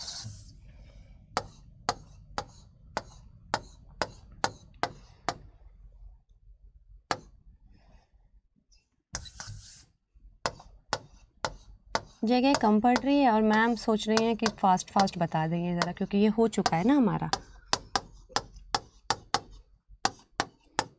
ये देखो बेटा, ये एक न्यूक्लियोसाइड है, बेस एंड शुगर, तो इसे क्या कहेंगे? न्यूक्लियोसाइड बोलेंगे। अब ये न्यूक्लियोसाइड का 5th पोजीशन है। इस 5th पोजीशन पे आके हमारा फॉस्फेट जुड़ेगा, तो ये nucleoside will get converted into nucleotide. तो अब हम फॉस्फेट लाते हैं। What is phosphate? तो P double bond O, OH, OH और O माइनस, ठीक है। ऐसे ले लो इसको भी। अगर फॉस्फोरिक एसिड होता तो यहाँ पे भी H है। P double bond O, OH, OH, OH, ये फॉस्फोरिक एसिड है। आयनिक फॉर्म करना है तो किसी भी एक हाइड्रोजन को हटा दो, ये हटा दो, तो अब ये क्या बन गया? Now this is phosphate. अब जब बेटा ये फॉस्फेट जुड़ेगा हमारे 5th कार्बन के साथ, तो हमारा न्यूक्लियोटाइड बन जाएगा, क्योंकि यह भी न्यूक्लियोसाइड है। तो फॉस्फेट जब जुड़ेगा बेटा, तो कभी भी जुड़ता है तो एक वाटर मॉलिक्यूल निकलेगा ना। तो एक जगह से OH हटा दो, एक जगह से H हटा दो, यहाँ से OH हटा दे, यस, यहाँ से H हटा दे, यस, और अब ये बॉन्ड हमारा बन जाएगा। अब ये बॉन्ड बन गया और अब ये क्या बन गया? न्यूक्लियोटाइड बन गया, ठीक है। तो बेटा न्यूक्लियोटाइड जब बना तब भी तो हमारा ईस्टर बॉन्ड बना ना। ये OH था, ये फॉस्फोरिक एसिड का आयनिक फॉर्म यानी कि फॉस्फेट था। तो न्यूक्लियोसाइड से न्यूक्लियोटाइड बनने में भी तो यहाँ पे एक ईस्टर बॉन्ड बना है। और जब ये न्यूक्लियोटाइड दूसरे न्यूक्लियोटाइड से जुड़ेगा, फिर ये अटैक करेगा दूसरे के 3rd कार्बन को, वहाँ भी ईस्टर बॉन्ड बनेगा और बीच में क्या आ गया? आपका फॉस्फेट। तो बॉन्ड क्या बोलते हैं न्यूक्लियोटाइड के बॉन्ड को? Phospho die Easter bond, phospho die Easter bond. इससे ज़्यादा आपका नहीं पढ़ना है। न्यूक्लियोटाइड्स में हमने पढ़ लिया है, बाकी आपके DNA में इंफॉर्मेशन आपकी 12th क्लास में। और अब स्टार्ट हो चुका है हमारा brand new topic which is your enzyme. तो बेटा ये क्योंकि मैं बहुत ही आपको कॉन्सेप्चुअल वे में एंजाइम पढ़ाने वाली हूँ, so if you want you can take a break, थोड़ा पॉज करो वीडियो को, go have some water and then come back. Enzyme भी बेटा हमें क्लास में ही याद करना है। अभी तक क्या पढ़ा हमने? प्रोटीन के स्ट्रक्चर पढ़े हैं, पॉलीसेकेराइड्स को हमने अच्छे से डेप्थ में पढ़ा है, न्यूक्लिक एसिड हमने सुपरफिशियली पढ़ा है क्योंकि न्यूक्लियोटाइड तक ही ज़्यादा उन्होंने बात की है, बाकी बात आपकी 12th क्लास में। Now this is new topic which is enzyme. What are enzyme? First of all enzymes are protein except ribozyme. जितने भी एंजाइम हम पढ़ने वाले हैं सब प्रोटीन है, किसको छोड़ के? एक एंजाइम को छोड़ के, जो कि हमारा है राइबोजाइम। अब राइबोजाइम यानी वो ऐसा एंजाइम जो राइबोज शुगर यानी आरएनए से बना है। तो हम पहला पॉइंट क्या लिख लें? All enzymes are protein. Protein तो हम पढ़ चुके हैं। और सोचो कौन से स्ट्रक्चर में होंगे एंजाइम्स? टर्शरी स्ट्रक्चर में। तो हम क्या लिखें? All enzymes are protein.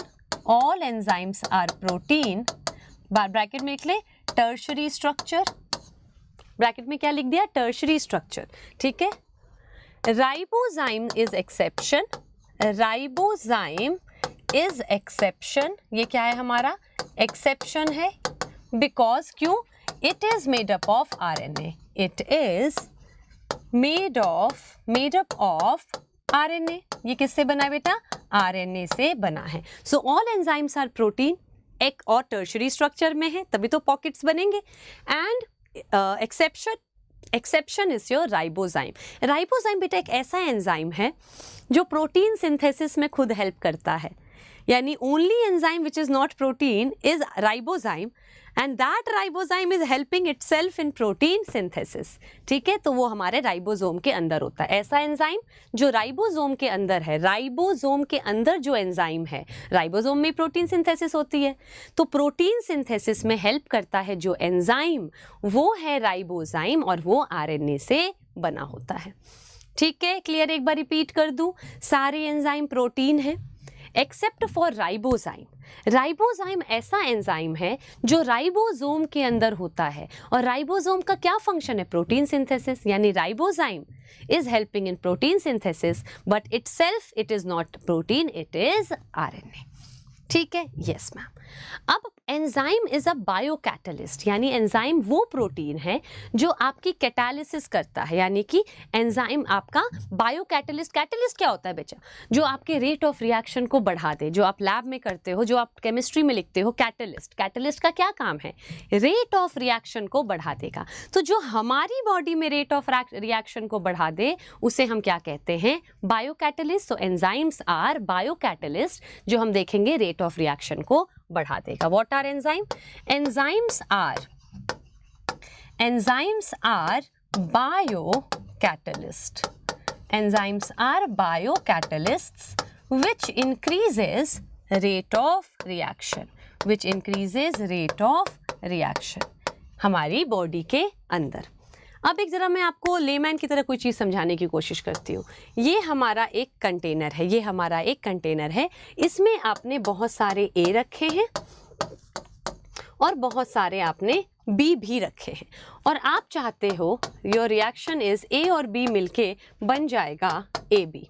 ए और बी मिलके क्या बन जाएगा? जुड़ जाएगा। तो बेटा अगर आपको लैब में अभी ए और बी कब जुड़ेगा? जब ये पास आएंगे, जब कोलाइड करेंगे, तभी तो बॉन्ड बनेगा। ठीक है। तो सोचो ये कमरा है और इस कमरे में बहुत सारे ए हैं और बहुत सारे बी हैं, और जैसे ही ये पास आएंगे, इनके पास आने से बॉन्ड बन जाएगा। ठीक है। तो एक तरीका तो ये है कि ये अपने आप चलते चलते कभी ना कभी चलते चलते टकराएंगे और फिर बॉन्ड बनेगा। लेकिन दूसरा तरीका ये है, अगर मैं इसमें आग लगा दूं, यहाँ मैं इसको आग लगा दूं, तो हीट देने से सबको एनर्जी मिलेगी और सब तेज तेज स्पिन करने लगेंगे। हीट देने से क्या होता है? रिएक्शन में सबको एनर्जी मिल जाएगी और ये तेज तेज स्पिन करने लगेंगे। जब स्पिन करने लग जाएंगे तो एक दूसरे टकराएंगे तो बॉन्ड बन जाएगा। यानी अगर मुझे जल्दी बॉन्ड बनाना है तो मैं इस मिक्सचर को हीट कर सकती हूँ। क्या कर सकती हूँ? मिक्सचर को हीट कर सकती हूँ, तो जल्दी से दोनों टकराएंगे, कोलाइड करेंगे और बॉन्ड बनेगा। तो लैब्स में यही तो करते हो। लैब्स में आप क्या करते हो? सॉल्ट को लेते हो और थोड़ा सा मिक्सिंग करनी है अगर आपको, तो आप हीट फ्लेम पे ले जाते हो, रिएक्शन हो जाता है। बट क्या बॉडी में ऐसा कर सकते हो? क्या बेटा आप बॉडी में खाना खाने के बाद आप चाहते हो जल्दी डाइजेशन हो जाए, तो क्या आग पे जाके बैठ जाओगे कि जल्दी जल्दी डाइजेशन? नहीं। तो हमारी बॉडी में अगर रिएक्शन करना है तो हम आग पे बैठ के एनर्जी नहीं बढ़ाएंगे, नो। वहां पे अब सोचो, मैंने एक ऐसा मैग्नेट रखा जिसकी अट्रैक्शन है एक साइड पे ए के लिए। मैंने ऐसा मैग्नेट रखा जो यहाँ से ए को अट्रैक्ट कर रहा है और यहाँ से बी को अट्रैक्ट कर रहा है। तो जैसे ही ये मैग्नेट लाऊंगी, खट से ए यहाँ आएगा, खट से बी यहाँ आएगा और दोनों पास में आ जाएंगे और दोनों के बीच का बॉन्ड बन जाएगा।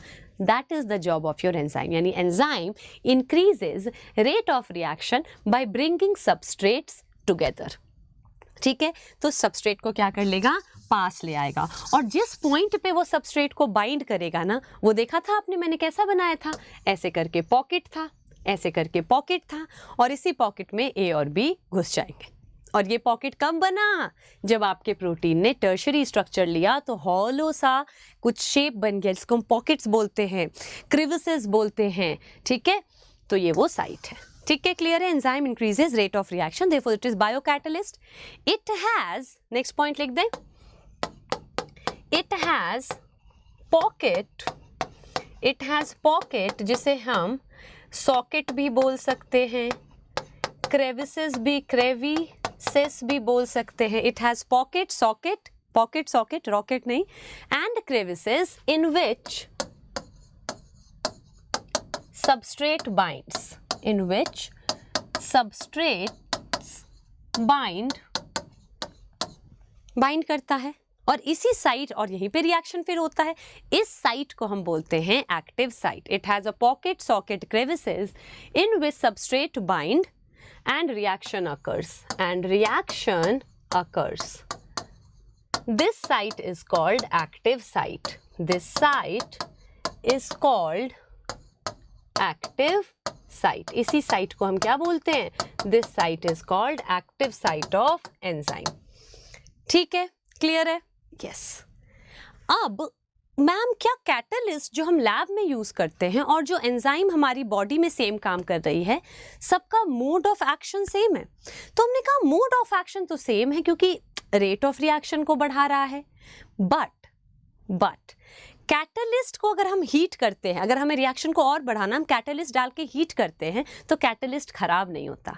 अगर आपने 2 सॉल्ट डाला है, कैटलिस्ट भी डाला है और साथ में हीट भी कर दो, तो आपका रिएक्शन रेट कैटलिस्ट ने थोड़ा बढ़ाया, हीट थोड़ा और बढ़ा देगा। बट एंजाइम्स जो हमारे हैं ना, ये हीट करने पे खराब हो जाते हैं। यानी एंजाइम हीट स्टेबल नहीं है, थर्मोस्टेबल नहीं है, क्योंकि बेटा जब हम हीट करेंगे ना एंजाइम को, अगर हम बहुत टेम्परेचर देंगे एंजाइम को, तो जो टर्शरी स्ट्रक्चर उसने गोल गोल घूम के बनाया है ना, वो खुलने लग जाएगा। टर्शरी स्ट्रक्चर हीट देने से क्या करने लग जाएगा, खुलने लग जाएगा। और अगर टर्शरी स्ट्रक्चर खुला तो वो पॉकेट, वो हॉलो सॉकेट कैसे बना था, टर्शरी स्ट्रक्चर ने बना था, वो खराब हो जाएगा। और जब साइट ही खराब हो गया तो सबस्ट्रेट बाइंड कहाँ करेगा। ठीक है, तो लिख दें, unlike catalyst की तरह नहीं है, enzymes are thermolabile, यानी लेबाइल मतलब सेंसिटिव। अगर मैं थर्मोस्टेबल लिखती तो कैटलिस्ट आर थर्मोस्टेबल, कितना भी हीट कर लो स्टेबल रहेगा वो, लेकिन लेबाइल मतलब सेंसिटिव, थर्मोसेंसिटिव। ठीक है, क्लियर है, यस। आगे चले, फिर यस बोल रही हूँ। अब वो कंपेयर करना चाहते हैं, वो कि बताना चाहते हैं कि रिएक्शंस कैसे कैसे होते हैं। एनसीईआरटी की रीडिंग भी करते हुए चलेंगे। अब वो बताना चाहते हैं हमारी बॉडी में रिएक्शंस कैसे होते हैं और एंजाइम उसको हेल्प कैसे करता है। तो सबसे पहले बेटा, रिएक्शन 2 टाइप्स के हो सकते हैं। एक है हमारा फिजिकल रिएक्शन, एक है हमारा केमिकल रिएक्शन। तो रिएक्शन क्या बोलने सबसे पहले कि रिएक्शन तो मैम कोई भी, अभी तो ये केमिकल रिएक्शन लिखा है, बट अदरवाइज हम कहते हैं कि रिएक्शन बॉडी में कितने हो सकते हैं। अब हम पैरेलल चलेंगे एनसीईआरटी को लेके। रिएक्शन 2 टाइप का हो सकता है। एक है हमारा फिजिकल रिएक्शन, दूसरा होता है हमारा chemical reaction. 2 types of reactions are there in our body, one is chemical reaction, another is physical reaction. Physical reaction में क्या हो रहा है, कोई बॉन्ड नहीं टूट रहा है, कोई बॉन्ड नहीं टूटेगा, सिर्फ स्टेट चेंज हो जाएगा। यानी हो सकता है कि आपका सॉलिड जो है वो लिक्विड बन जाए, लिक्विड जो है वो वेपर बन जाए, यानी कि स्टेट ऑफ मैटर बदल सकता है। जैसे आइस अपने आप मेल्ट कर रहा है तो वो फिजिकल रिएक्शन हो रहा है। यानी फिजिकल रिएक्शन में नो बॉन्ड ब्रेक्स और जॉइंट्स, नो बॉन्ड ब्रेक्स या फिर बनेगा भी नहीं और फॉर्म्स, इसमें होगा, इसमें बॉन्ड ब्रेक भी होगा और फॉर्म भी होगा, तो आपका केमिकल रिएक्शन है। तो इसमें क्या होगा, state of matter change, state of matter बदल सकता है,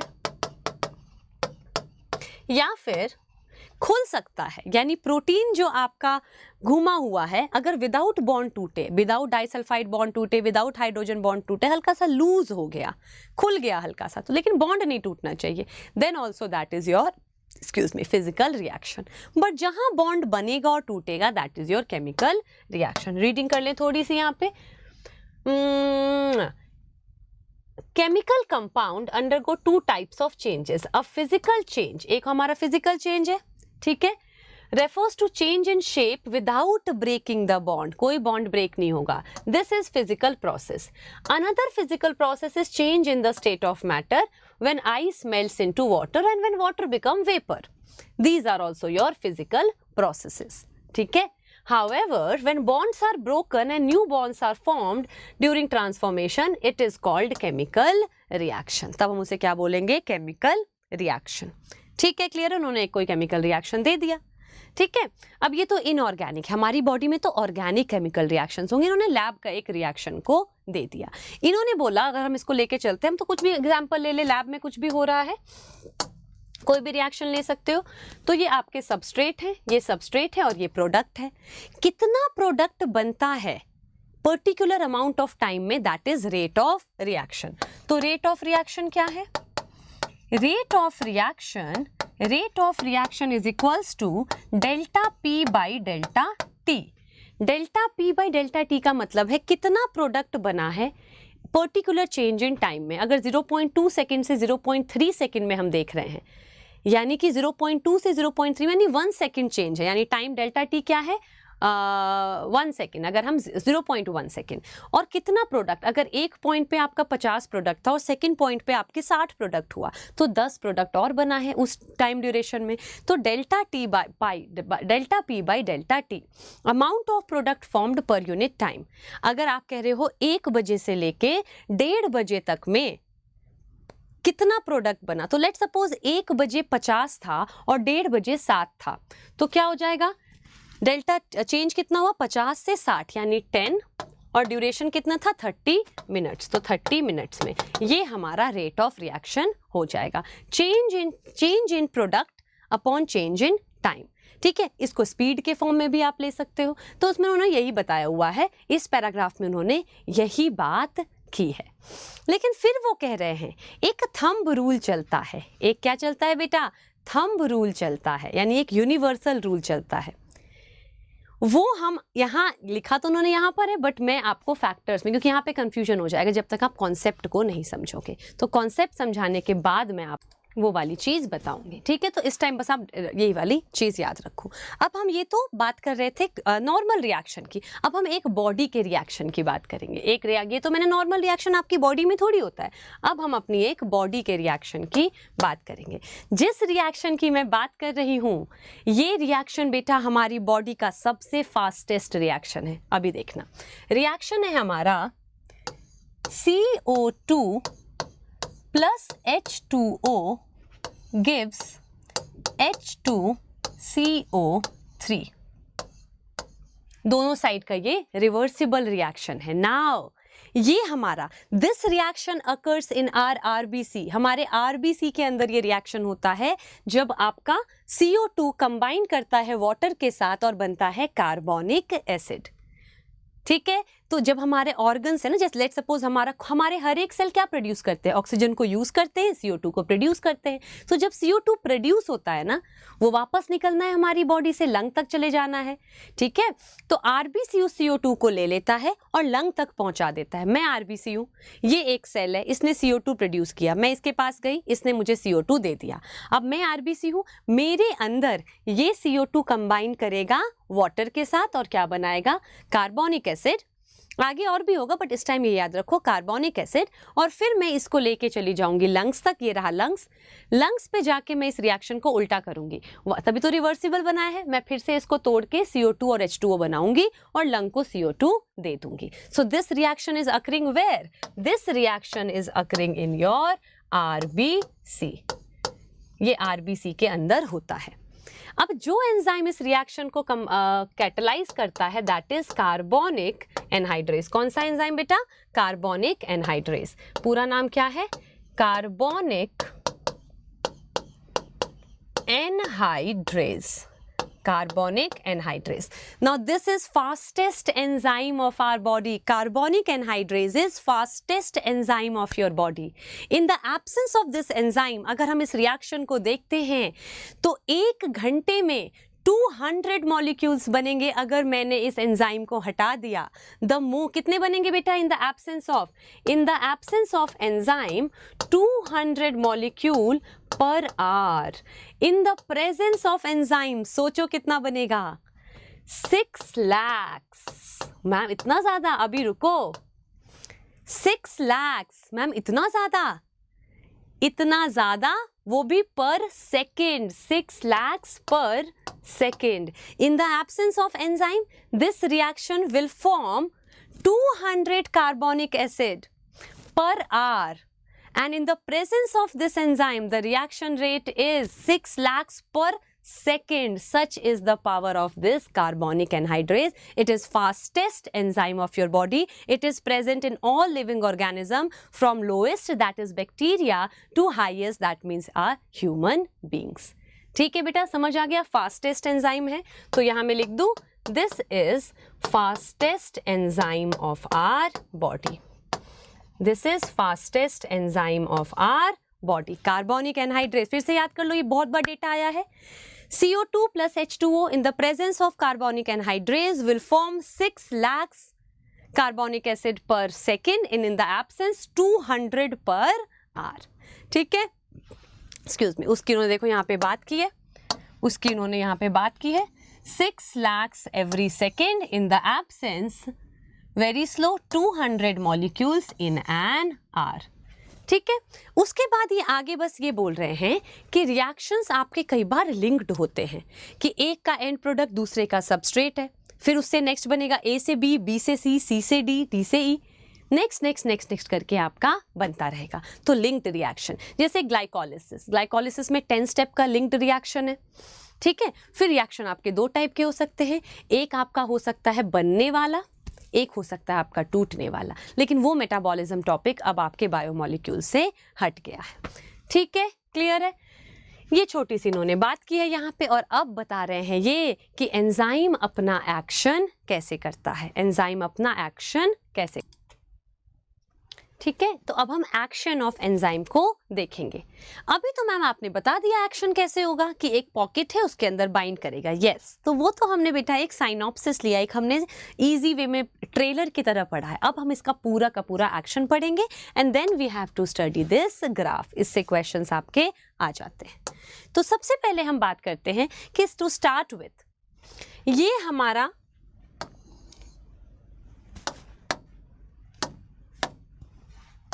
हमारा एक एंजाइम है जिसके ये 2 एक्टिव साइट है. ये 2 क्या है इसका, एक ये है एक्टिव साइट और ये है दूसरा एक्टिव साइट.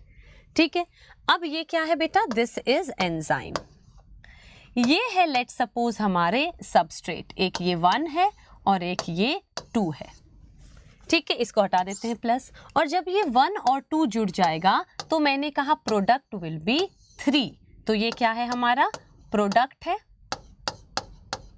ये क्या है बेटा, ये हमारे सबस्ट्रेट है और ये हमारा NZYME, ये हमारा एंजाइम है. Is it clear? This is enzyme, this is substrate and this is product. तो सबसे पहले क्लास में तो बच्चों को एग्जांपल लेती थी. लेट सपोज ये एक मैं हूं, मैं एक सबस्ट्रेट हूं, मेरे दोनों हाथ ऐसे हैं, मैं 1 हूं, और ये देखो ये मेरा बॉडी डबल, ये 2 है, इसके भी दोनों हाथ ऐसे हैं. अब हम कब जुड़ेंगे, हम 3 कब बनाएंगे, जब हम अपने हाथ छोड़ेंगे और आपस में हाथ पकड़ लेंगे. दिख रहा है ये, जब आपस में हाथ पकड़ लेंगे तो हमारी बॉन्ड बन गई और हम चिपक जाएंगे और हम बन गए 3. ऐसा हो रहा है आपका.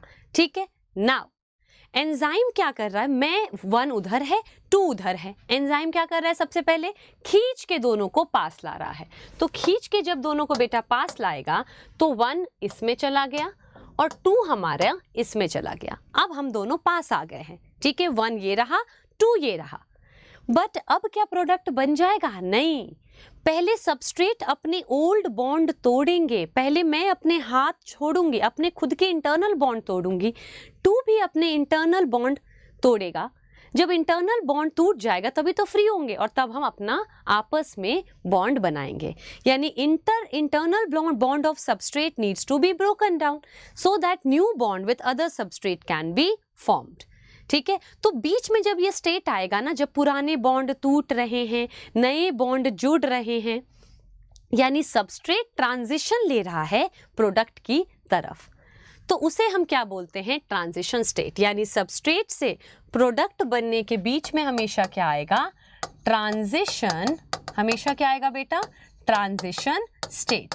Now what is transition state? Transition state is that state when internal bond of substrate are being broken and new bond of products are being formed। और क्या ट्रांजिशन स्टेट पे रुक जाएगा रिएक्शन? नहीं, एंड में तो प्रोडक्ट बनेगा ही बनेगा, लेकिन हमेशा सबस्ट्रेट और प्रोडक्ट के बीच में ट्रांजिशन स्टेट आएगा ही आएगा। इतनी बात क्लियर है? मैं एक बार रिपीट कर दूं। What is transition state? Transition state is that state between substrate and product when old bonds of substrate are been broken and new bonds of products are being formed. तो यहां लिख दूं transition state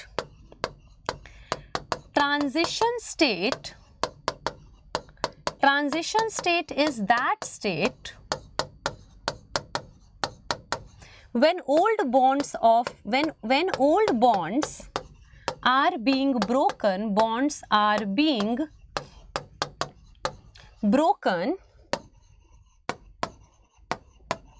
and new bonds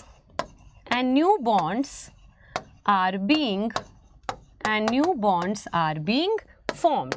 इस state को हम कहते हैं transition state, जब ट्रांजिशन चल रहा है सबस्ट्रेट का प्रोडक्ट की तरफ। कब होगा? जब आपका रिएक्शन मिडिल में होगा। क्या ये स्टेट स्टेबल है? स्टेबल कौन होता है? जो रुक जाए। स्टेबल नहीं है ना, ये फटाक से बन के प्रोडक्ट बन जाएगा। तो ये कैसा स्टेट है? Highly unstable, that unstable state. कैसा स्टेट है ये? हाईली अनस्टेबल स्टेट है। ये रुकेगा नहीं, खट से प्रोडक्ट में कन्वर्ट हो जाएगा। इतनी बात क्लियर है? ये रीडिंग करवाऊंगी मैं आपको, बाद में करवाऊंगी। अब वो कह रहे हैं कि सबस्ट्रेट से जब प्रोडक्ट बनेगा, इसको अगर मैं एनलार्ज कर दूं तो ऐसा कर दूं, पहले सबस्ट्रेट है, कितने भी हो सकते हैं, 1 2, अभी तो हमने यहाँ पे 2 लिए, कितने भी हैं, जो भी है। एंजाइम पहले सारे सबस्ट्रेट को पास लाएगा, तो क्या बन जाएगा? एंजाइम जब आया ई, तो पहले बनेगा एंजाइम सबस्ट्रेट कॉम्प्लेक्स। ये वो कॉम्प्लेक्स है बेटा जब आपके एंजाइम के अंदर सबस्ट्रेट जुड़ा हुआ है। एंजाइम के अंदर जब सबस्ट्रेट जुड़ा हुआ है तो ये क्या है? Enzyme substrate complex. इसके बाद आपका ट्रांजिशन स्टेट आएगा। TS is your transition state. उसके बाद प्रोडक्ट बन जाएगा। सो नेक्स्ट स्टेट क्या होगा? Enzyme product state. और प्रोडक्ट बनते ही प्रोडक्ट एंजाइम से बाहर निकलेगा, यानी एंजाइम अलग और प्रोडक्ट अलग। समझ आई? सबसे पहले सबस्ट्रेट जो है वो एंजाइम में एंटर कर जाएगा। सबस्ट्रेट एंजाइम में एंटर करेगा तो क्या कॉम्प्लेक्स है ये? Enzyme substrate complex. फिर पुराने बॉन्ड टूटेंगे सबस्ट्रेट के, नए बॉन्ड बनेंगे प्रोडक्ट के, उसे हम क्या कहते हैं? Transition state. यानी बीच में मैंने क्या लिखा है यहाँ पे? Transition state. फिर खट से ट्रांजिशन स्टेट स्टेबल तो है नहीं, अनस्टेबल है, फटाक से प्रोडक्ट बनेगा। सो नेक्स्ट क्या आ जाएगा हमारा? Enzyme product complex. और प्रोडक्ट जब बन गया तो एंजाइम ने कहा मेरा क्या काम है, उसने प्रोडक्ट को निकाल दिया, तो एंजाइम अलग एंड प्रोडक्ट अलग। ठीक है, अब इस ग्राफ को देख लेते हैं। अब इस ग्राफ को देखने के लिए आपको अंडरस्टैंड करना पड़ेगा थोड़ा सा डिटेलिंग। इधर देखो बेटा, हम इधर ले रहे हैं progress of reaction, progress of reaction, कोई भी रिएक्शन मान लो, और इधर हम ले रहे हैं एनर्जी। इधर क्या हम ले रहे हैं? एनर्जी। अब बेटा मैंने आपको स्टार्टिंग में क्या बोला था? इस कमरे में ए और बी दोनों हैं और मुझे ए और बी को जोड़ के बनाना है। तो ए और बी दूर दूर हैं, तो सबसे इजी तरीका क्या है अगर लैब में है कि हमने हीट कर दिया। हीट करने से उनको एनर्जी मिलेगी, गड़ गड़ गड़ गड़ गोल गोल गोल गोल घूमने लगेंगे और टकरा जाएंगे। ठीक है, तो एनर्जी जब हम देंगे सबस्ट्रेट को तभी तो वो घूमना शुरू करेंगे और कोलाइड करेंगे। कोलाइड करेंगे तभी तो मिलेंगे आपस में। एंजाइम की भी बात नहीं करें, नॉर्मल रिएक्शन की बात करें where enzyme is not present. तो हमने कहा लेट सपोज सबस्ट्रेट की एनर्जी यहाँ पर है, सबस्ट्रेट की कुछ तो एनर्जी होगी, लेट सपोज इतनी एनर्जी है। किसकी इतनी एनर्जी है मैम? इतनी एनर्जी हमारे सबस्ट्रेट की है टू बिगिन विथ। ए और बी मान लो, अब मैंने उसको एनर्जी दिया। क्यों दिया मैम एनर्जी? क्योंकि एनर्जी सबस्ट्रेट को दोगे तभी तो वो घूमना स्टार्ट करेगा और कोलाइड करेगा। कोलाइड करेगा तो बॉन्ड बनेगा। तो हम इसको एनर्जी देते गए देते गए देते गए देते गए देते गए। ये वो पॉइंट है जब इसको इतनी एनर्जी मिल गई कि ये कोलाइड कर गया। ठीक है, तो कोलाइड कर गया तो अब इसके अपने बॉन्ड टूटेंगे और नए बॉन्ड बनने स्टार्ट होंगे। इंटरनल बॉन्ड टूटेगा, एक्सटर्नल बॉन्ड बनेगा। तो स्टेट को हम क्या बोलते हैं बच्चा? इसी स्टेट को तो हम ट्रांजिशन स्टेट बोलते हैं। तो यहां क्या लिख दूं? Transition state. ये वो स्टेट है जब पुराने बॉन्ड, अब ये टकरा चुके हैं तो पुराने बॉन्ड टूट रहे हैं, नए बॉन्ड बन रहे हैं, ट्रांजिशन स्टेट। ठीक है, अब जैसे ही प्रोडक्ट बन गया, अब एक बात बताओ बेटा, अभी आपके पास कुछ नॉलेज है लेकिन अभी आपको नीट क्लियर करने के लिए नॉलेज को बिल्ड करना है, तो आपको पूरे टाइम पढ़ते रहना है। पढ़ रहे हो पढ़ रहे हो पढ़ रहे हो पढ़ रहे हो पढ़ रहे हो। ये वो टाइम है जब आपकी पूरी प्रिपरेशन हो गई क्योंकि आप पहुंच चुके हो नीट के एग्जाम सेंटर पे। दिस इज दैट स्टेट जब आप नीट के एग्जाम सेंटर पे पहुंच चुके हो, आपने पेपर वेपर कर दिया सारा। ठीक है, अब जब घर आओगे बेटा तो आपको जो करना था वो आपने कर दिया, तो क्या घर आके पढ़ोगे? क्या प्रिपरेशन करोगे? नहीं करोगे। अब घर आके आप रेस्ट करोगे क्योंकि आपको जो करना था वो कर आए। तो जैसे ही प्रोडक्ट बन गया, जैसे ही बेटा प्रोडक्ट बन गया, यहाँ तो ओल्ड बॉन्ड टूटे तो प्रोडक्ट की एनर्जी तो एकदम कम हो गई। क्या उसको प्रिपरेशन की जरूरत है? नहीं। तो ये क्या बन गया? हमारा प्रोडक्ट बन गया। ठीक है, जब कोलाइड किया, ट्रांजिशन स्टेट तो अनस्टेबल स्टेट है, यहाँ तो नहीं रुकेगा। ये क्या बन गया? प्रोडक्ट बन गया। प्रोडक्ट बन गया तो ये नीचे यहाँ पर आ गया है। ठीक है, अब ये जो एनर्जी हमें चाहिए ना, कहाँ गया?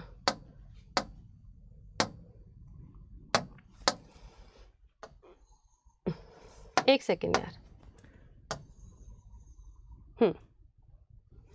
अब इसको लेके चलते हैं।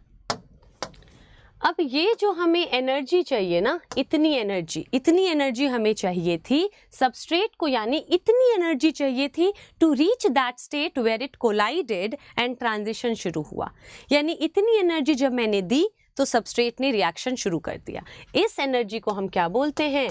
This energy is called activation energy. This energy is called activation energy. What is activation energy? The energy required by substrate. The energy required by substrate to reach transition state. This much energy is required by substrate to reach transition state, and that energy is called activate. यानी activate करने के लिए कि चलो भाई bond तोड़ो नए bond बनाओ, is activation energy. ठीक है, अब ये जो रिएक्शन मैम ने दिखाया है आपको कि ये सबस्ट्रेट की एनर्जी थी, हमने हीट किया, ट्रांजिशन स्टेट पे पहुंचा, इस एनर्जी को हमने कहा एक्टिवेशन एनर्जी। जब प्रोडक्ट बन गया तो एनर्जी थोड़ी चाहिए, अब उसका काम हो गया तो वो नीचे आ गया। ये तो एंजाइम के एब्सेंस में हुआ है। Now if I want to do this reaction in the case of enzyme, तो बेटा एंजाइम तो वो मैग्नेट है जो ए और बी को खींच के अपने पास ले आएगा। तो क्या फिर हमें इतना सारा एनर्जी देना पड़ेगा? एनर्जी क्यों दी थी? ताकि वो तेज तेज घूमे और कोलाइड कर जाए। लेकिन now I have put a magnet, तो जब मैंने बेटा बालों को तो जब मैंने यहाँ पे मैग्नेट ही ले आई तो वो दोनों पास में चिपक के आ गया। अब मुझे इतनी एनर्जी देने की जरूरत ही नहीं पड़ेगी, मैं फटाक से पास ले आई उसको। तो क्या मुझे इतनी एक्टिवेशन एनर्जी चाहिए होगी? नहीं, मैं तो मैग्नेट रख दिया बीच में। तो in the presence of enzyme ये हो गया हमारा रिएक्शन। ये कहाँ है? Absence of enzyme. This is in absence of enzyme. New transition state ये हो गया in the presence of enzyme, and new activation energy ये हो गई in the presence of enzyme. This is activation energy in the presence of enzyme. This is transition state, यानी transition state जल्दी पहुंच गया, हमें इतनी एनर्जी देनी ही नहीं पड़ी क्योंकि मैग्नेट रख दिया। So how is enzyme increasing rate of reaction? Enzymes are increasing rate of reaction by decreasing the amount of activation energy required to reach transition state. मैं फिर से रिपीट कर रही हूँ, how are enzyme increasing rate of reaction? Enzymes are increasing rate of reaction by decreasing the amount of activation energy required to reach transition state. ठीक है, clear है? इससे आपका रेट ऑफ रिएक्शन कम हो जाता है। कैसे? आप पहले पास ले आए, इतनी एनर्जी देनी ही नहीं पड़ेगी। तो वेलकम ट्रांजिशन स्टेट लिख चुके हैं। What is activation energy? Activation energy is the energy required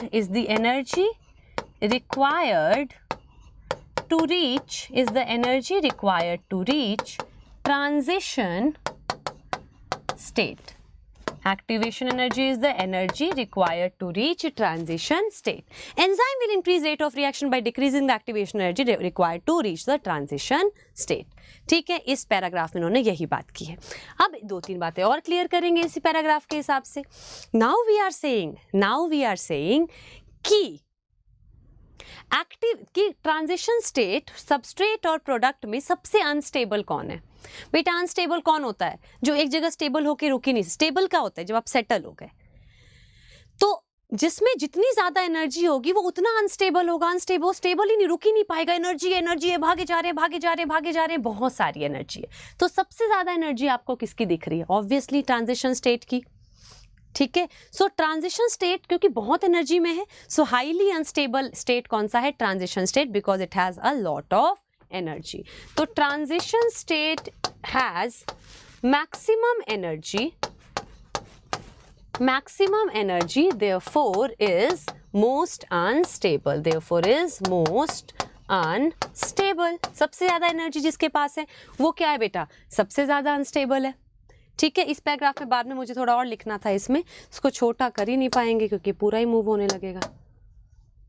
नहीं हो जाएगा क्या?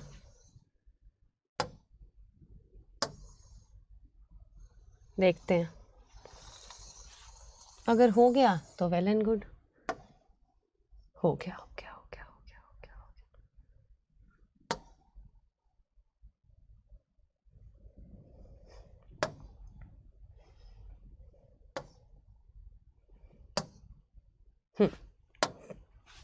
छोटा कर दिया मैंने। नाउ बेटा, दो टाइप के रिएक्शंस हो सकते हैं, endothermic reaction and exothermic reaction. अब इस रिएक्शन में देखो बेटा, सबस्ट्रेट की एनर्जी ज्यादा है, प्रोडक्ट की एनर्जी और भी ज्यादा कम हो गई है।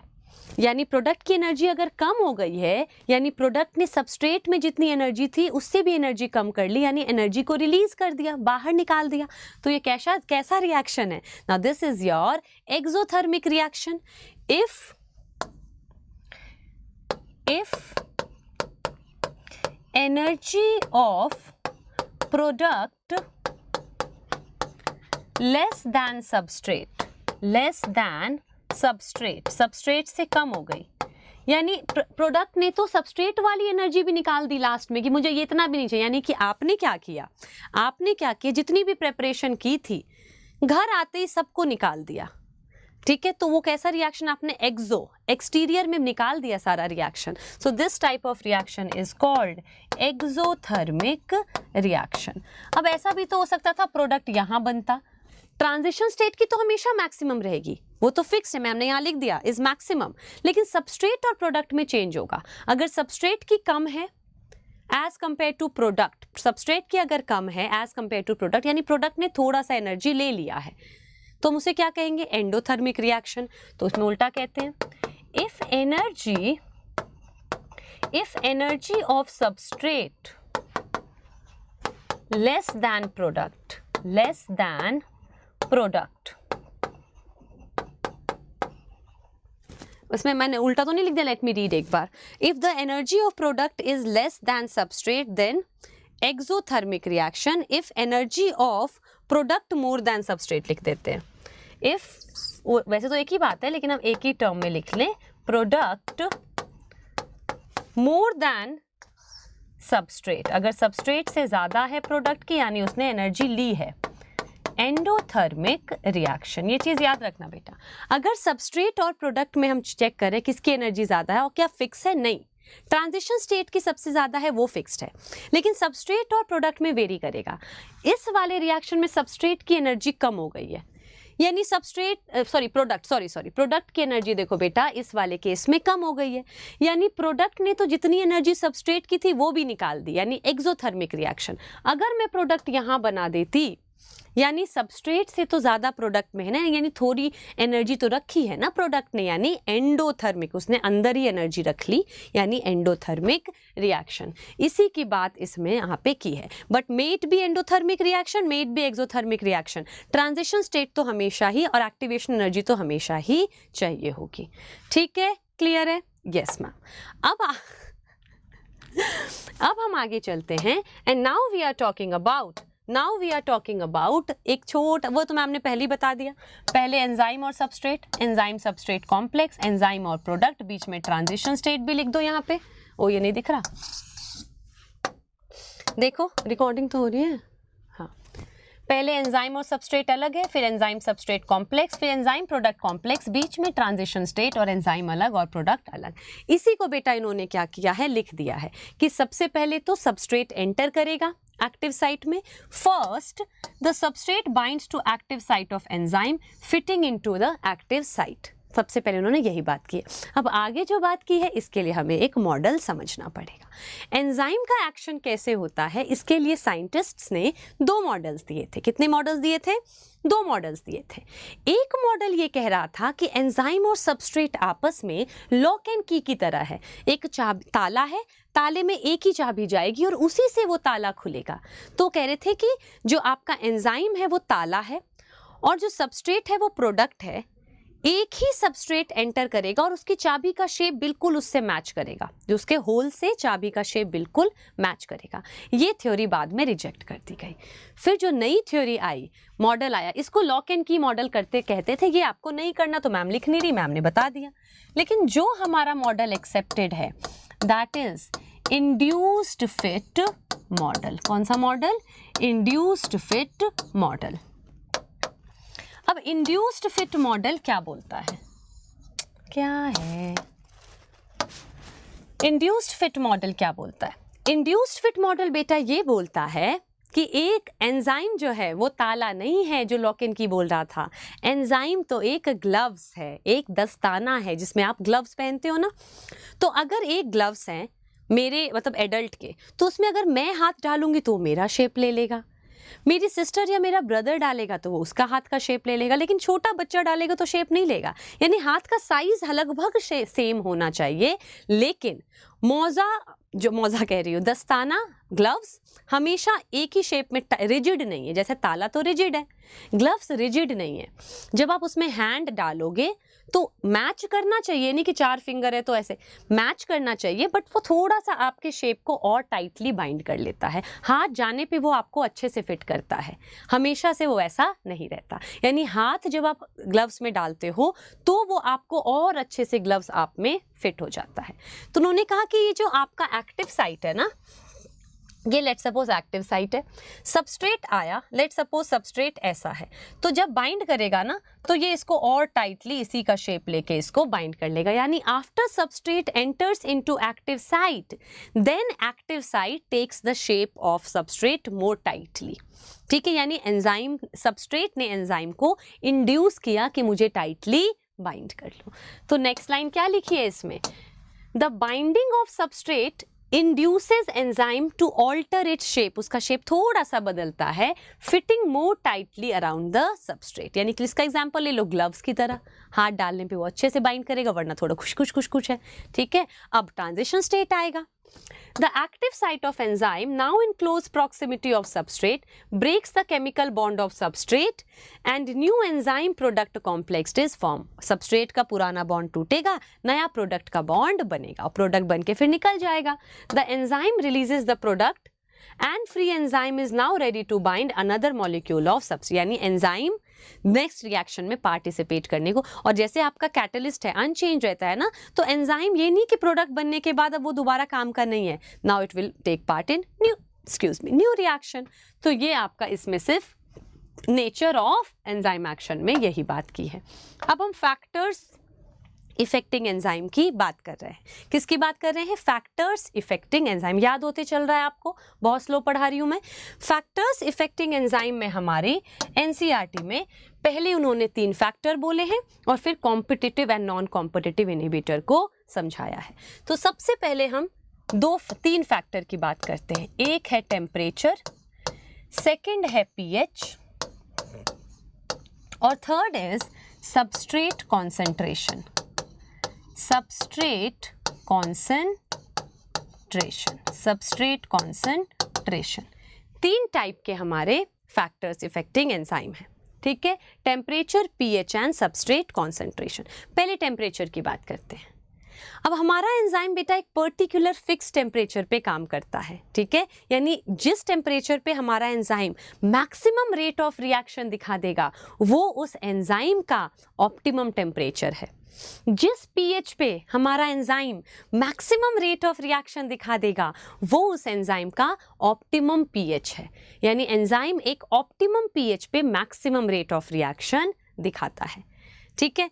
तो चाहे वो एंजाइम हो, चाहे वो पीएच हो, चाहे वो टेम्परेचर हो, ऑप्टिमम क्या है जिस पे वो मैक्सिमम रेट दिखा रहा है। यानी यहाँ पे देखो, इधर एंजाइम की एक्टिविटी यानी रेट ऑफ रिएक्शन की बात कर रहे हैं, इन दोनों का ग्राफ बिल्कुल सेम आता है क्योंकि दोनों का एक ऑप्टिमम पीएच है, ऑप्टिमम टेम्परेचर है जहाँ पे मैक्सिमम एक्टिविटी दिखाई देगी। इसमें देखे तो ये है वी मैक्स, इसमें देखे तो ये है वेलोसिटी मैक्स। तो यानी किस टेम्परेचर पे, तो हमने कहा इस पीएच पे, किस टेम्परेचर पे, तो इस टेम्परेचर पे, ठीक है। पीएच किस पे होता है मैम, यहां लिख देंगी 7.4 पीएच हमारी बॉडी का ऑप्टिमम पीएच होता है। क्या है optimum pH? Optimum pH is बेटा जो हमारे ब्लड का है 7.4 पीएच। ऑप्टिमम टेम्परेचर इज जो हमारी बॉडी टेम्परेचर है 37 डिग्री सेल्सियस, यानी 37 डिग्री सेल्सियस पे हमारी एंजाइम मैक्सिमम एक्टिविटी दिखाएगी और 7.4 पीएच पे हमारा एंजाइम मैक्सिमम एक्टिविटी दिखाएगा, ठीक है, क्लियर है। अब तो ग्राफ कैसा आ गया बेटा, ऐसा आ गया, ठीक है, यानी इस टेम्परेचर से कम करोगे टेम्परेचर वाला ये सॉरी, अगर टेम्परेचर कम करोगे तब भी रिएक्शन का रेट फॉल कर रहा है, तब भी रिएक्शन का रेट फॉल कर रहा है। अगर टेम्परेचर बढ़ा रहे हो तब भी रिएक्शन का रेट फॉल कर रहा है। सिमिलरली पीएच कम करो रेट कम होगा, पीएच बढ़ाओ रेट कम होगा। तो बेल शेप ग्राफ इसका, सॉरी ऐसे वाला आपका बन चुका है, ठीक है, क्लियर है। क्यों ऐसा क्यों हो रहा है मैम के पेट में दर्द हो रही है, ऐसा क्यों हो रहा है मैम कि बढ़ाने पे भी कम हो रहा है, घटाने पे भी कम हो रहा है? तो इसका एक्सप्लेनेशन हम देखेंगे। सबसे पहले हम बात कर रहे हैं टेम्परेचर जब कम करते हैं तो बेटा फ्रिज में आप रख देते हो सामान, फ्रिज में सामान रख देते हो तो क्या हो जाता है भाई, एंजाइम तो फ्रोजन हो जाता है ना थोड़ी देर तक, बैक्टीरिया नहीं लगते हैं क्योंकि बैक्टीरिया के भी एंजाइम काम करना बंद करते हैं, तो बैक्टीरिया का मेटाबॉलिज्म कम होता है तो आपका खाना खराब नहीं होता। तो कम टेम्परेचर पे एंजाइम प्रिजर्व हो जाते हैं, यानी वो अगर मैं बिल्कुल एग्जैक्ट बताऊँ ना लेमन के लैंग्वेज, वो अकड़ जाते हैं। तो कम टेम्परेचर पे क्या होता है, एंजाइम अकड़ जाते हैं, जिसकी वजह से जो एंजाइम का एक्टिव साइट है ना, जो सबस्ट्रेट के एंटर करने पे इंड्यूस होके थोड़ा और टाइटली बाइंड करता, वो हो ही नहीं पाता। क्यों? एंजाइम ऐसे अकड़ गया है। सो what I am saying is eight low temperature enzyme अकड़ जाता है, ऐसे हो जाता है, तो एक्टिव साइट उसका रिजिड हो गया, तो अब इंड्यूस ही नहीं हो पाएगा, वो सबस्ट्रेट उसको इंड्यूस ही नहीं कर पाएगा, रिएक्शन आगे नहीं जाएगा। हाई टेम्परेचर लेके जाओगे एंजाइम का एक्टिव साइट खुल जाएगा, एंजाइम का एक्टिव साइट खुल जाएगा क्योंकि आपके बॉन्ड्स टूट जाएंगे हाई टेम्परेचर पे, डीनेचर हो जाएगा।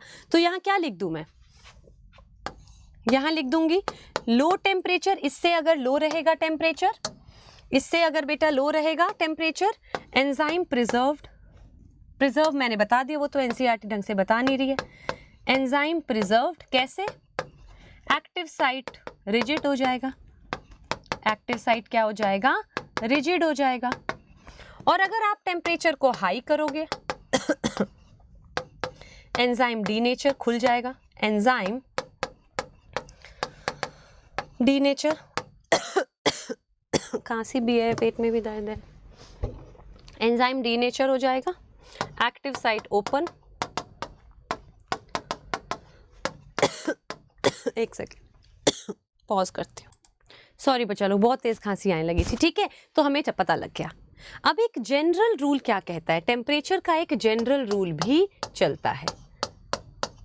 अगर हम ऑप्टिमम टेम्परेचर से, अगर हम ऑप्टिमम टेम्परेचर से 10 डिग्री पास या 10 डिग्री दूर जाते हैं तो रेट ऑफ रिएक्शन डबल या हाफ हो जाता है।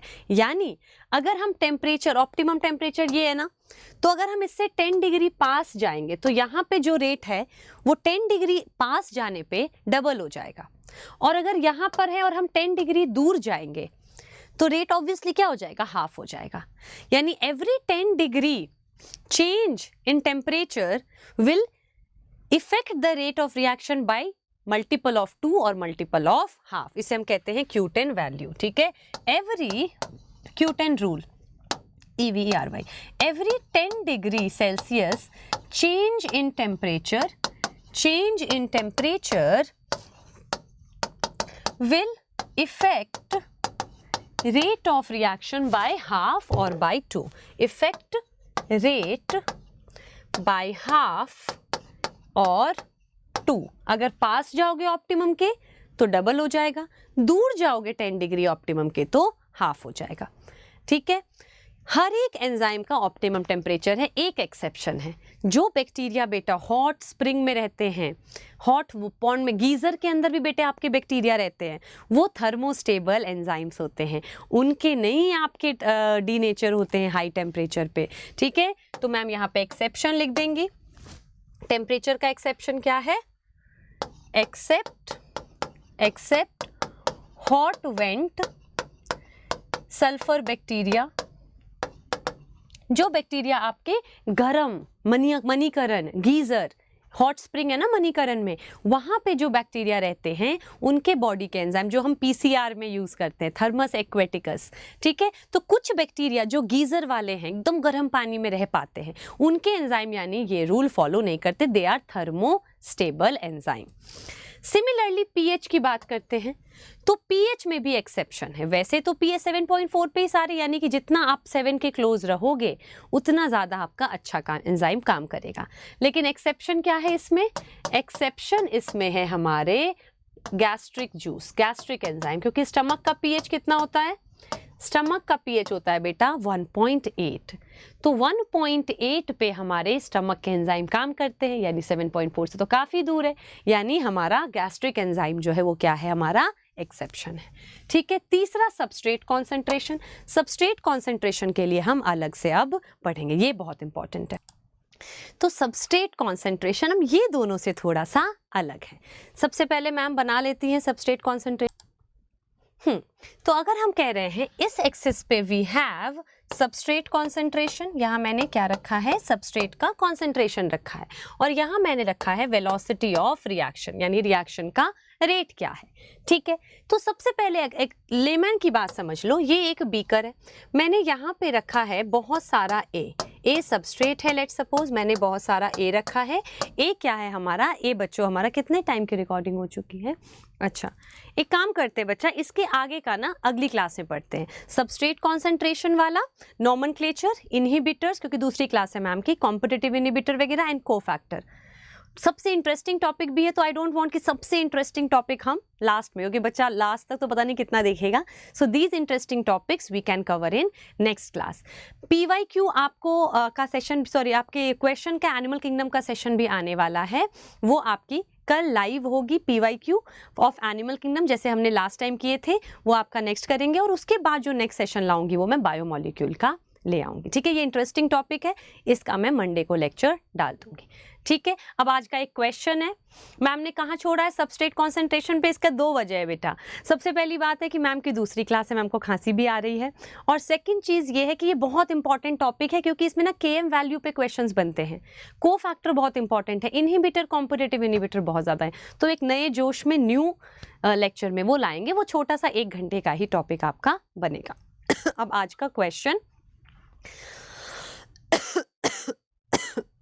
मुझे ये बताओगे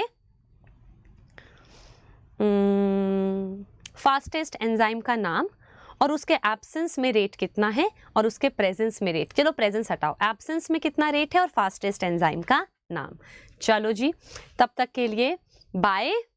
एकलव्य सीरीज चलती रहेगी, थोड़ा स्लो पेस पे चल रही है, इसको थोड़ा सा बढ़ाने की मैं पूरी कोशिश करूंगी। टॉपर्स पे भी क्लास चल रही होती है क्योंकि, ठीक है, अब मुझे वहीं पे क्लास है। चलो बाय।